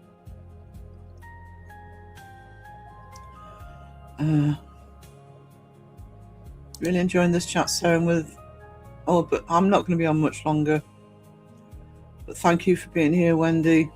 Sometimes don't get time to say goodbye, family. Sometimes couples. I'm off, so bye. Bye. Mum calling. Love to you too. A blanky hello from Raven, because she's just woken up. Near the Rocky Mountains. Which are terrifying to fly over. Especially when you hit an air pocket. They're beautiful, but... No, listening to someone snoring doesn't help.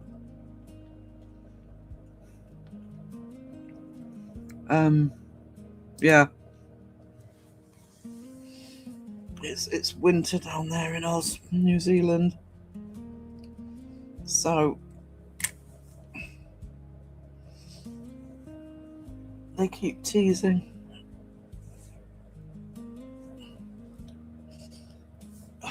Actually, this fan's hitting just right at the minute, so Aussie seasons are a mess. Why? Because they're upside down. I'd love to see a real life mountain. I'm trying to think. No. Probably Lanzarote was the first time I saw. I don't know. I've been to Switzerland and obviously been to America, but no. How can you love air pockets? I'm bloody heart in your mouth. Although when we hit the air pocket over the Rockies and it was a tiny plane, the rest of the passengers were like, woohoo! We weren't woohoo, we were crying.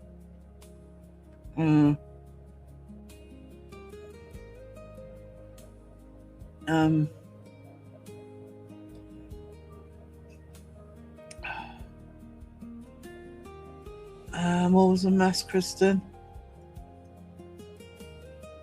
I've flown over all the mountain ranges in the UK. Continental US.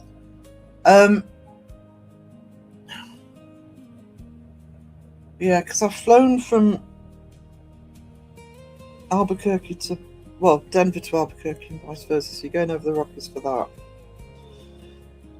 I flew to San Antonio. They kind of do it almost as a bus service. They land and take off, drop passengers off, pick them up. So over sort of flying into El Paso. Other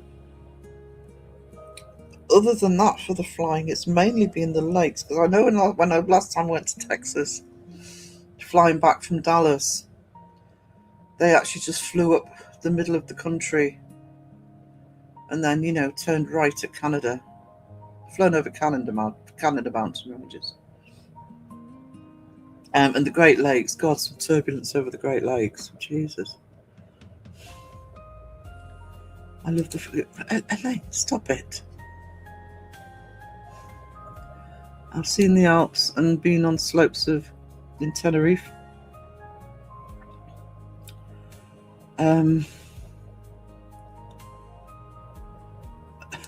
Weird lady, that's the worst bit, yeah.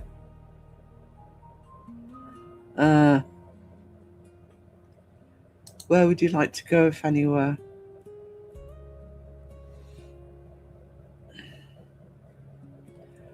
I think there's something wrong with me. I would love to see Alaska. Alaska is somewhere I would actually... I don't see it ever happening, but I would actually love to see Alaska. Oh, actually, yeah, I've been to...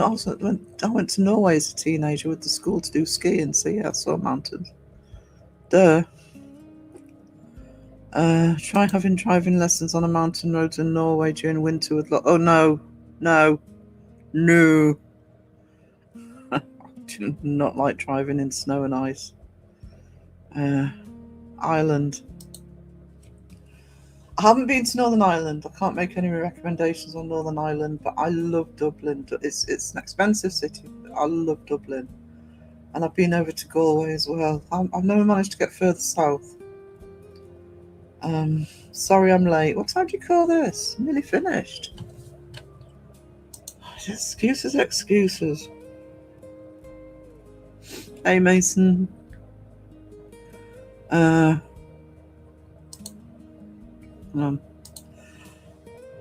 and my mate wanted to feel that feeling, so went over a bridge quick in the car, but ended up airborne. It wasn't pleasant. God.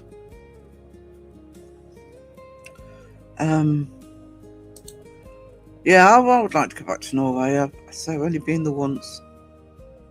It's not that difficult from here either. Turbulence, that's me. I'm here at the Great Lakes on chaos, panic and disorder. Yeah, flying over the Great Lakes. I mean, I've experienced some awful turbulence numerous times over the Atlantic, but it was as bad over the Great Lakes as I've had it over the Atlantic.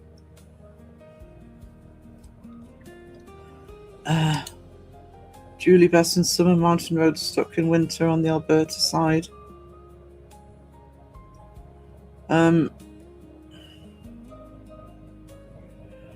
Yeah, closest I've been to experiencing that was in Switzerland and the northern part of Italy, just in case I'm not looking down. My plane couldn't land in Manchester, pulled up steeply when landing. Pilot tried to tell us was a plane on runway. No, wheel wouldn't come down. We're all gonna die.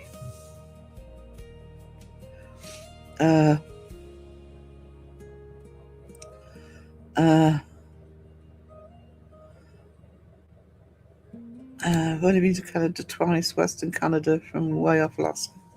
I haven't been to Canada. A friend of mine's done the rail trip when she was a lot younger. Did the rail trip from coast to coast, but I don't do flying.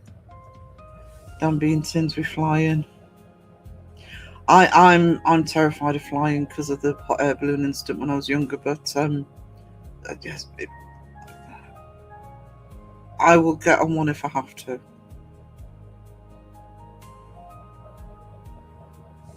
I'd love to go to where?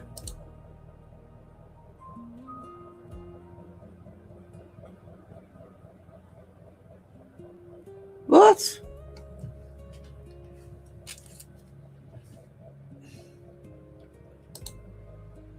We have mandatory slippery road training on track race while getting the license over here. We don't get any of that sort of training. I love flying, didn't think I would since I was scared of heights. I loved it until I had that hot air balloon accident and terrified ever since.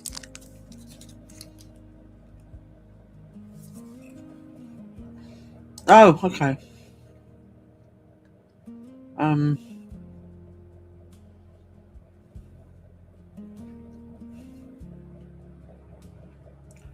I'll have to have a look at that. They don't bring fire engines out on plain runway with blues and too flashing. Not for nothing. No. You land and see the emergency services, you'd be like, oh my god. Although my attitude is at least I'm on the ground. To be honest. I'm always grateful when we're coming into land, which is ironic because that's what the accident was in that air balloon. With those winters we have here, we basically have to have that. Yeah, you'll have to. I get that. I think that's very sensible. I mean, obviously it's a long time since I learned to drive, but as far as I'm aware, they still don't teach you about driving in bad conditions.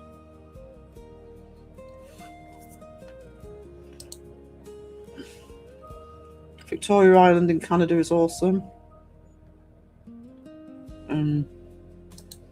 Looked at houses many moons ago. It was a niche that was never scratched. I mean, don't get me wrong, I don't like landing, but at least I know we're going to be on the ground. And I even know the stats. I know a lot of some of the worst crashes are like takeoff and landing. It's not when you're in the air.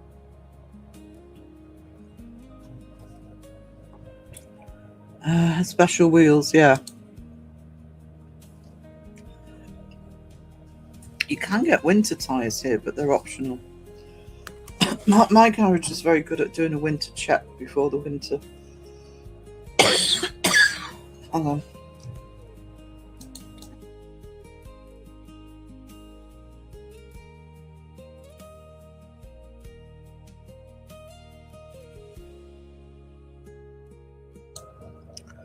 But you've got to have some money to have some winter tyres. Closest I got to flying was doing a 20-minute helicopter ride. One of the most amazing things I've seen coming in at night, very dark exit time into San Francisco, seeing all the Christmas lights. It was beautiful. Oh.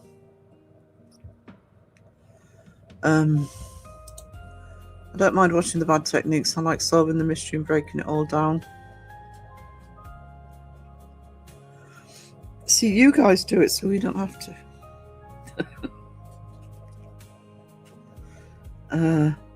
I'll just land on the back of my dragon, yeah.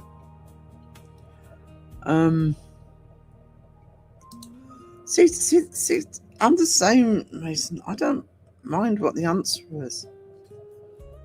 But I want to be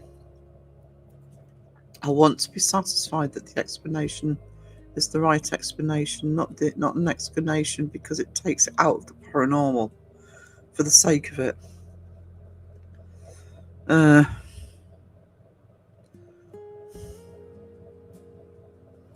Do a deep dive. Do love a deep dive, yeah.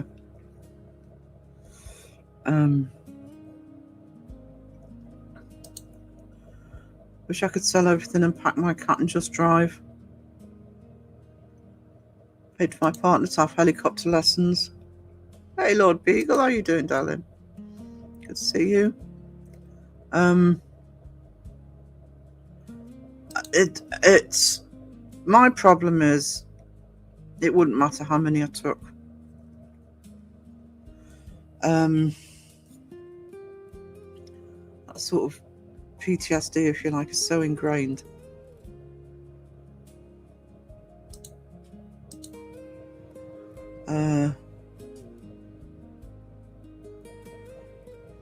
Does the cat mind being packed?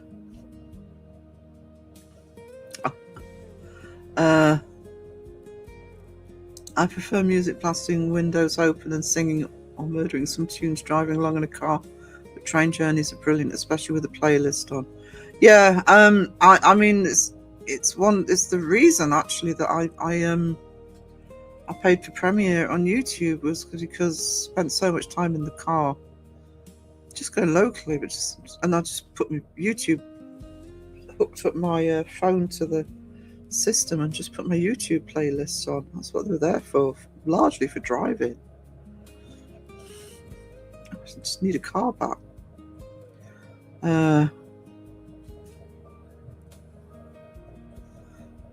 No problem. I'm not going to be. I'll take it to 2.5 hours today, guys.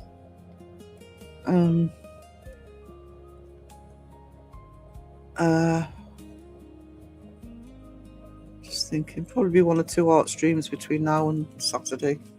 But I'm going to cover this topic, some of the topics that were in Seg's live last night, properly on Saturday.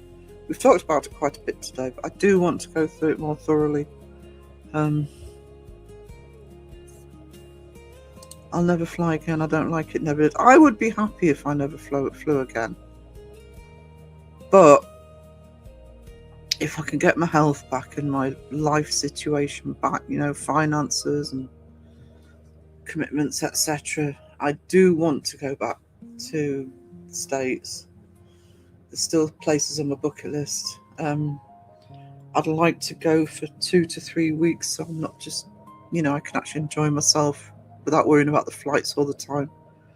I still want to go to Rome. That's a flight. And I'd have to make a decision about Orkney as to whether to get the ferry or I suppose it depends whether I'm probably better driving, to be honest. Travel through the Highlands of Scotland in a train. It was epic seeing all the snow on the hills. The Highlands are just, if you're in the UK especially, Never seen the Highlands. They're magical. They are absolutely magical. It's actually why I'd like to go to Snowdonia if I can get back down to my family in Wales, because I never actually got to Snowdonia. I want to see that as well. Flying isn't like it used to be.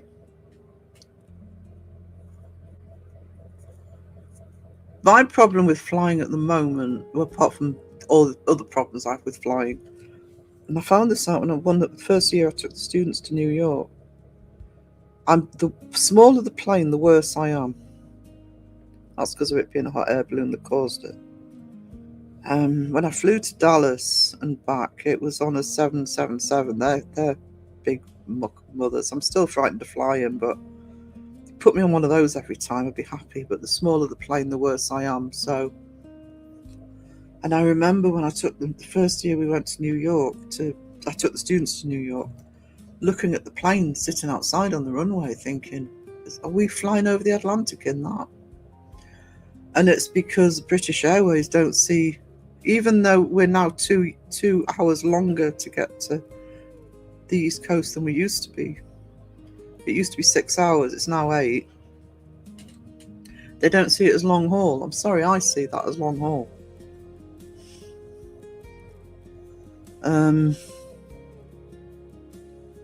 I don't like flying. I will for a very good reason. Only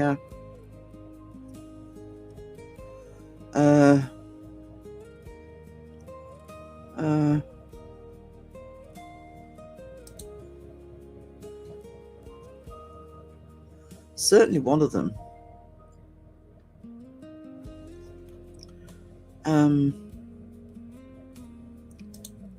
Yeah, I'd agree with that. No problem, Todd. It's kind. You get some rest, darling. Our plane was cancelled from Inverness to Orkney, so we made our way up on the train. I had 2 newborn twin daughters at the time. 2, so unhappy merman.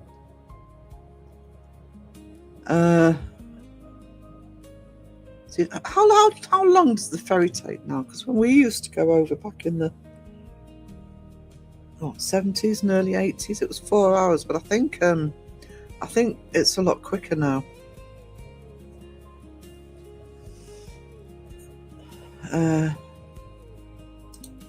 Aviation safety is exponentially safer than it was 20 years ago. I think I said this before.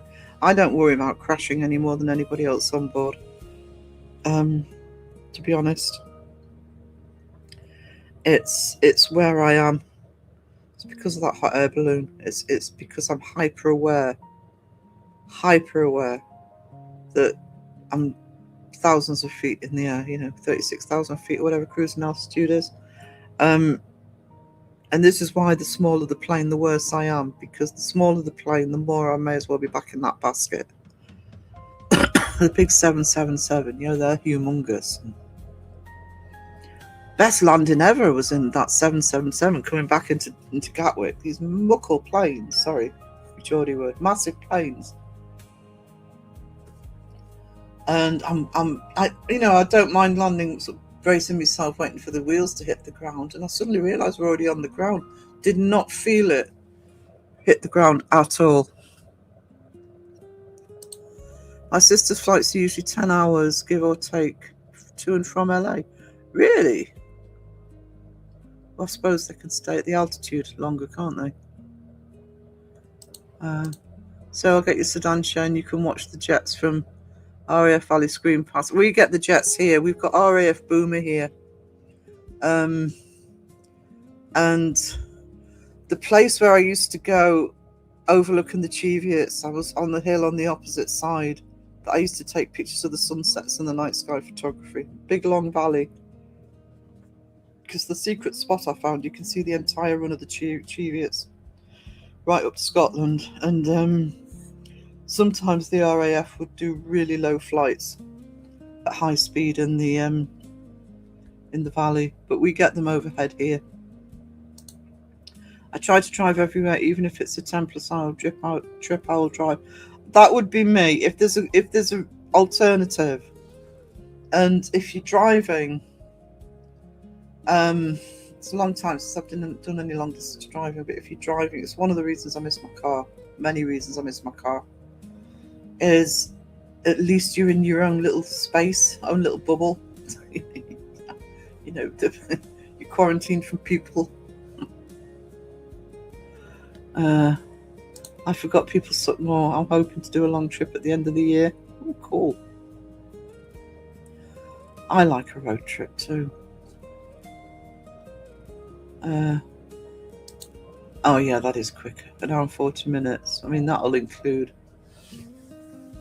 you know, getting out of the harbour and into, is it still Stromness? It's Stromness it goes into.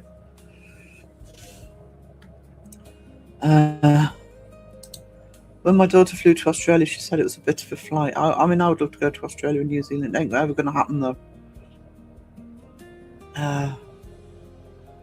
777 is, yeah, it's only the Dallas, to and from Dallas. I've been in the 777, but I mean, you look at it from the, you know, the departure lounge, and you think, how the fuck's that going to get off the ground?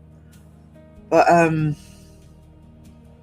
mean, the turbulence was horrendous. So God knows what it would have been like in a smaller plane. But yeah, it wasn't even a soft landing. We did not know we'd landed at Gatwick on the way back. But those planes are massive. So, you know, less aware of what's on the outside of it, if you like. I asked the steward after these planes crash often. No, sir, only once. When I flew from Denver to Albuquerque in reverse route, a small company, Southwest Airlines, who don't have a great reputation with landing anyway. But yeah, they would take the mick on terms of, you know, well, you'll notice there's no life jackets above your seat. It's because we're flying over the desert. There's no point. They actually have quite a good sense of humour over it.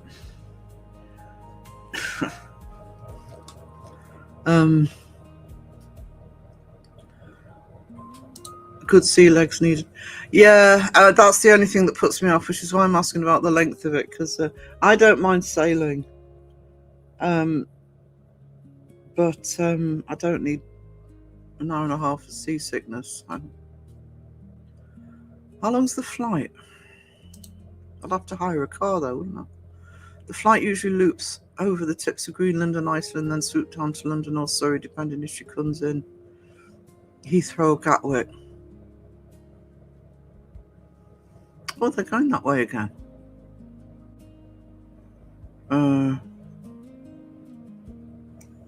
It will be a road trip for sure when I go to meet up with Joe and Boo. Good road trip if you've got good company. So 35 minutes from our base, we have military planes, helicopter bus. We get helicopters over the house all the time because we're next to the castle, you know, and the posh people and royalty get helicoptered into the castle so they don't have to deal with us peasants.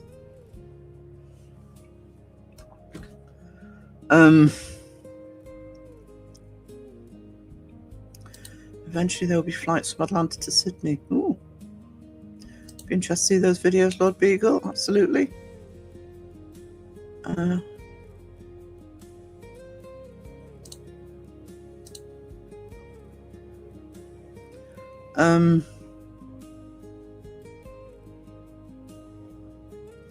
You fear it.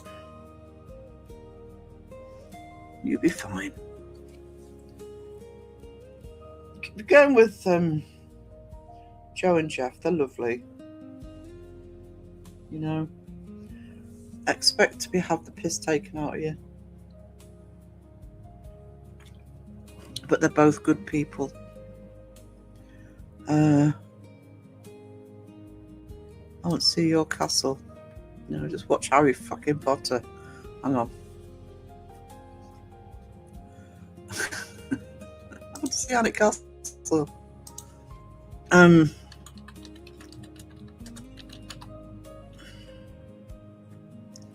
I'll show you a picture of the castle.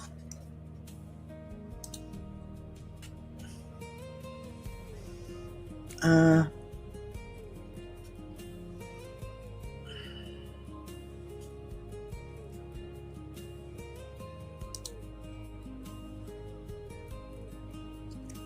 let's probably get a closer. Sorry, I'll get a closer view.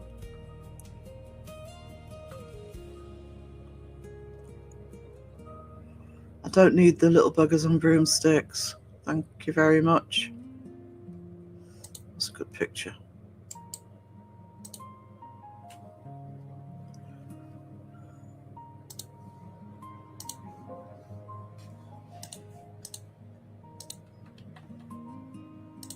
Alright, so image file.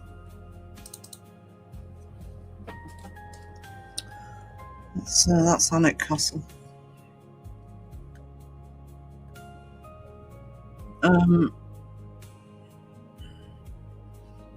That's literally next street. We're parallel to where that is. Hey Jenny.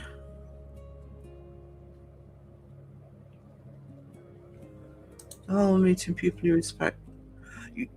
Honestly, Lord Beagle, you will be fine with Joe and Jeff. You will be. I mean, I get what you're saying. But they're both very down to earth.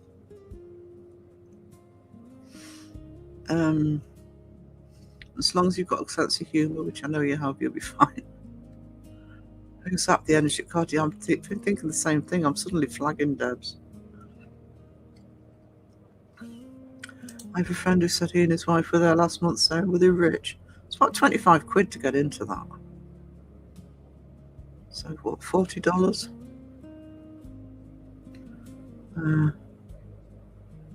No Harry Potter, yeah, just the castle. Actually, hang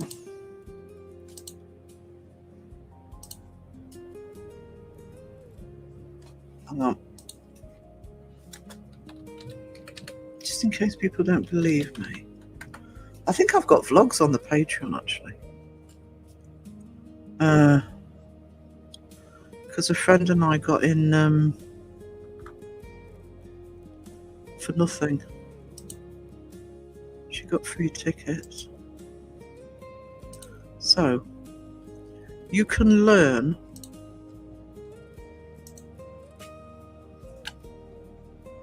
or StreamYard. This is what I have to put up with in this town.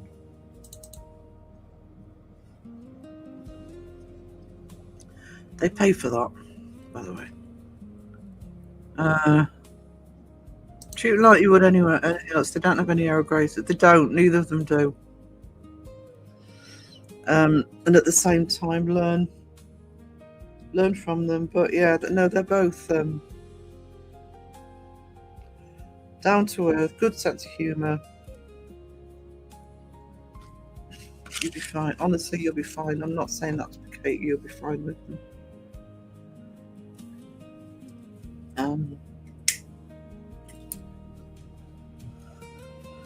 It's quite a place. Yeah, I mean, it is still lived in. It's not. It's obviously it's not a ruin. Let's get the bloody broomsticks off there. It is lived in by the Duke and Duchess. They have another place that they go, you know, when the plebs are going round in the season. But it's a good size. It's not the best. I'll show you my favourite castle actually, which is a ruin. So you could actually investigate it if you can stand the elements. Dunstanburgh.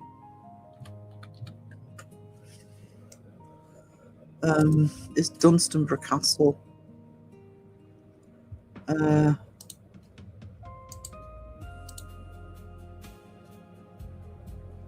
Oh shit. Oh. Oh, I've lost the picture. There it is.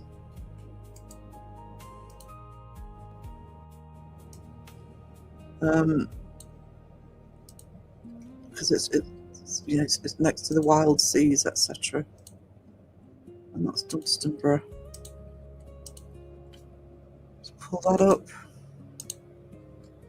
See, if I had a car, I could be showing you guys some of these places and the legends that go with it. There you go. So, Dunstanburgh Castle. And the one that I mentioned, which is also intact and lived in, which is, I hear far more haunting stories about. And I think they do ghost tours, but you couldn't book it. It's privately owned. But it's a spectacular location. And that is Bamburgh.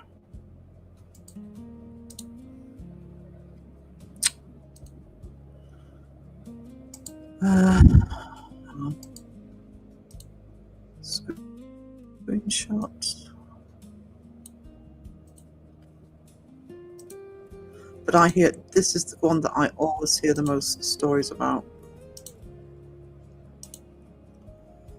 because it does actually have residences inside, presumably for people who are working there. And I hear a lot of stories from people who've lived in the castle. So that's Bamburgh Castle.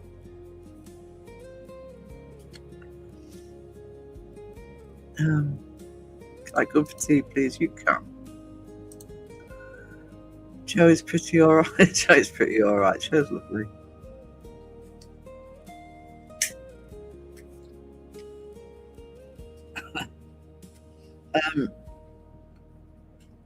Keeping those castles in good order must be challenging. Well, both both Bamburgh, this one, and the one that every bugger goes to, Chillingham, are privately owned.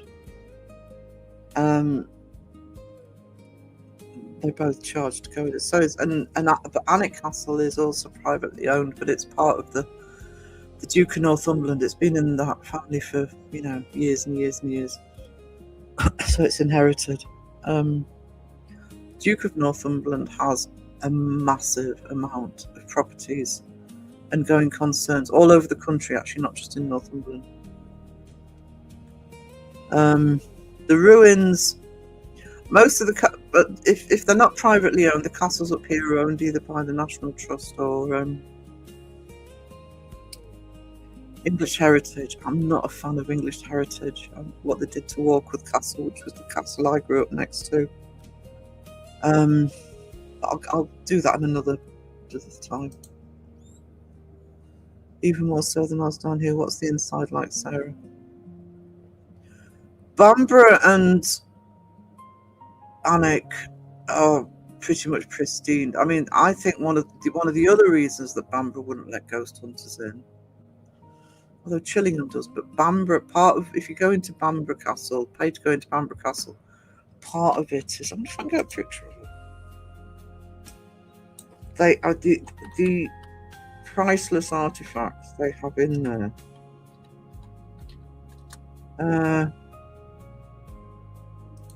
If I can see, I don't think they call it a museum. Just let me see if I can get a shot of the inside.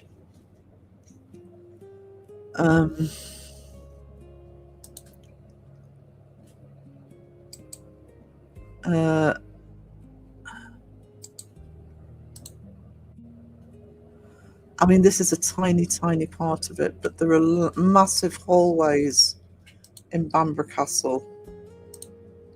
Sorry, massive halls in Bamburgh Castle that has ancient things like this, ancient armours and weaponry. So I highly doubt they would let anybody in unaccompanied. Probably why they do the ghost tours themselves. Even if they did let you in, it would literally be, they would charge thousands. I'd love to live in a castle. I'd be pouncing about talking crap as usual. I did spend a couple of months in a castle. It's called Halton Castle near Hexham. Working. You took a walk down to the castle gates a few months ago. Yeah. I have covered the castle gates and also where's the Alnwick one? The bridge there with the lion on it. I've actually done a vlog, probably on this channel actually, more than one vlog actually, from going over that bridge and onto what the there's an area of fields here called the pastures, that would be to the left of the screen. It's actually where they hold things like the events, like Dubfest and have the concerts and things. I have done vlogs from there.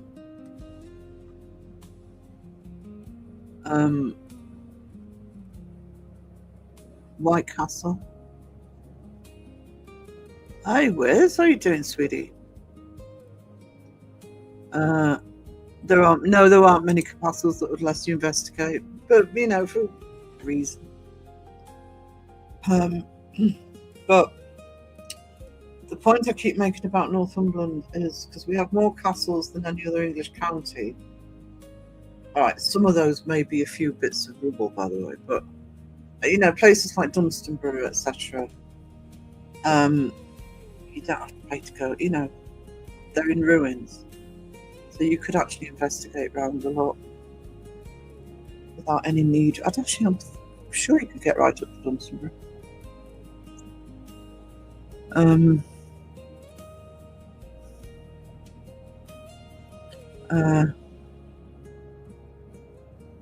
St. Mike. I haven't been to St. Michael's Mount actually. I'd like to. Never got that far down. Well, I did, but I didn't see St. Michael's Mount.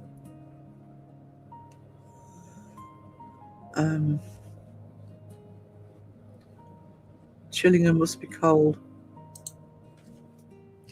Chillingham's actually, because I've been to Chillingham a few times, and I have been at night. Chillingham, my main thing with Chillingham is, and I'm not saying it's not haunted, I actually don't know.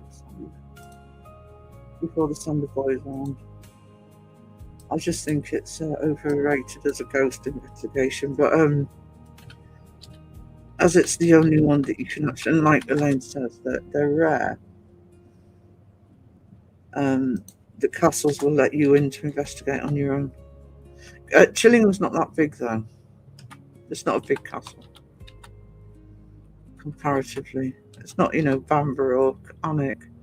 I just found investigation first. Why have I just felt investigation? I meant to put interior. God, I suck. So if I find, the thing with Chillingham, it's, and why it can have sort of a creep factor. I'm just trying to find a good example of it. One of the, I don't know if it's the current guy or whether it was his father or grandfather, used to do a lot of world traveling. And so there's actually artifacts in there. It's not the best example, but for example, I've got one I can show you. That, you know, like you go into Bamburgh Castle or Alnwick Castle, you're getting all of the English, the knights and the treasures and stuff like that. You go into Chillingham, as well as the usual, you know, British history stuff. You will see things like this. Hold on. There you go. So this, and that's one of the less weird artifacts in there. So that to me would open up the. I've been at night in one of those halls for sort of, you know, function, and even in light, it's sort of like, oh, that looks a bit creepy. That's what. And the courtyard in the middle of the castle that you go into at night, there's no light in it. It's pitch black because it's in the middle of nowhere. So yeah, that's Chillingham for you.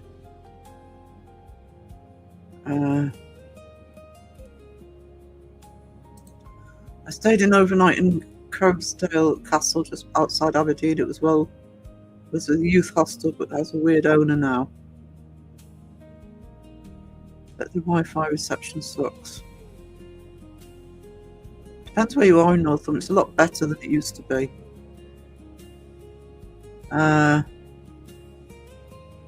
Oh, me too, Julie. Harlech Castle is stunning. I've done pictures of Harlech Castle. I'm not going to show you one of the pictures, I'll have to take you too long to find it, but just let me show you Harlech, which is in Wales. Bit like Bamborough when it stands, you know, it's on top of a hill, but it's overlooking. Just trying to find one that really shows you the aspect of it.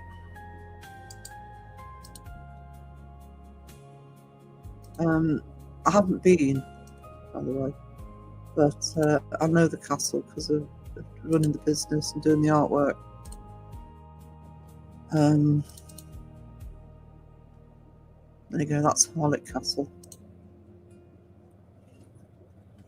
in Wales.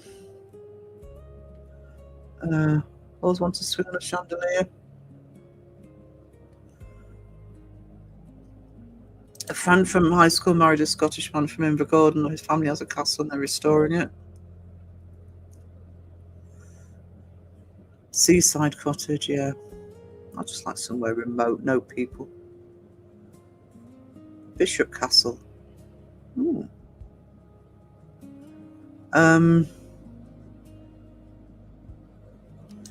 Never told anyone that story for fear of mockery. That's the problem, isn't it? That's so sad that hang on, just let me go back to had to drive back. Partner got pushed down the stairs and popped his hamstring. Oh my god. No. That's the problem. I always feel it's insane we're in a paranormal community, people are frightened of telling stories. Get why. Can you Brits just say we've only got one castle palace in Norway and that's the one with Oslo and the royal family? Oh, sorry, Christy, you've got stunning scenery there. I mean, Norway is just stunning.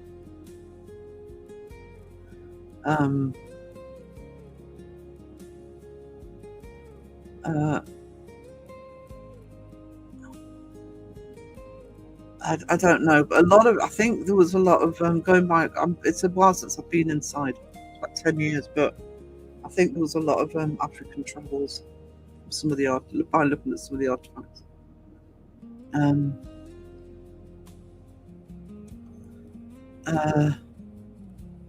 You couldn't have known that was going to happen. Exactly. Look at the library and the pictures with eyes that follow you.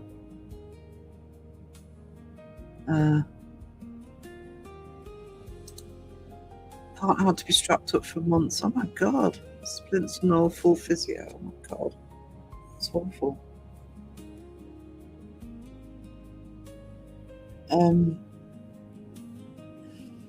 Right. Guys, I'm coming up to 3 hours and I'm flagging. Sun's blazing through this window. So thank you everybody for being here. I really appreciate you. Just let me check something before I go.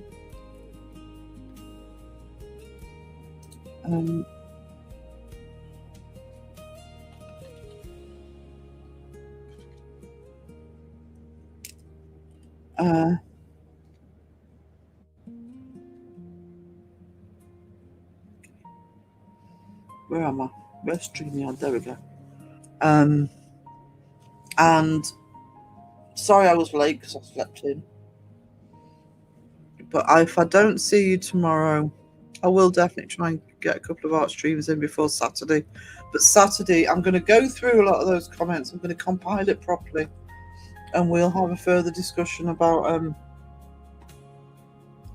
the way the paranormal is dealt with in this community. So thank you everybody, and I'll see you later. Toodles. When toxic rocks it with love and care, hearts and hot dogs everywhere. Nothing but a search for truth.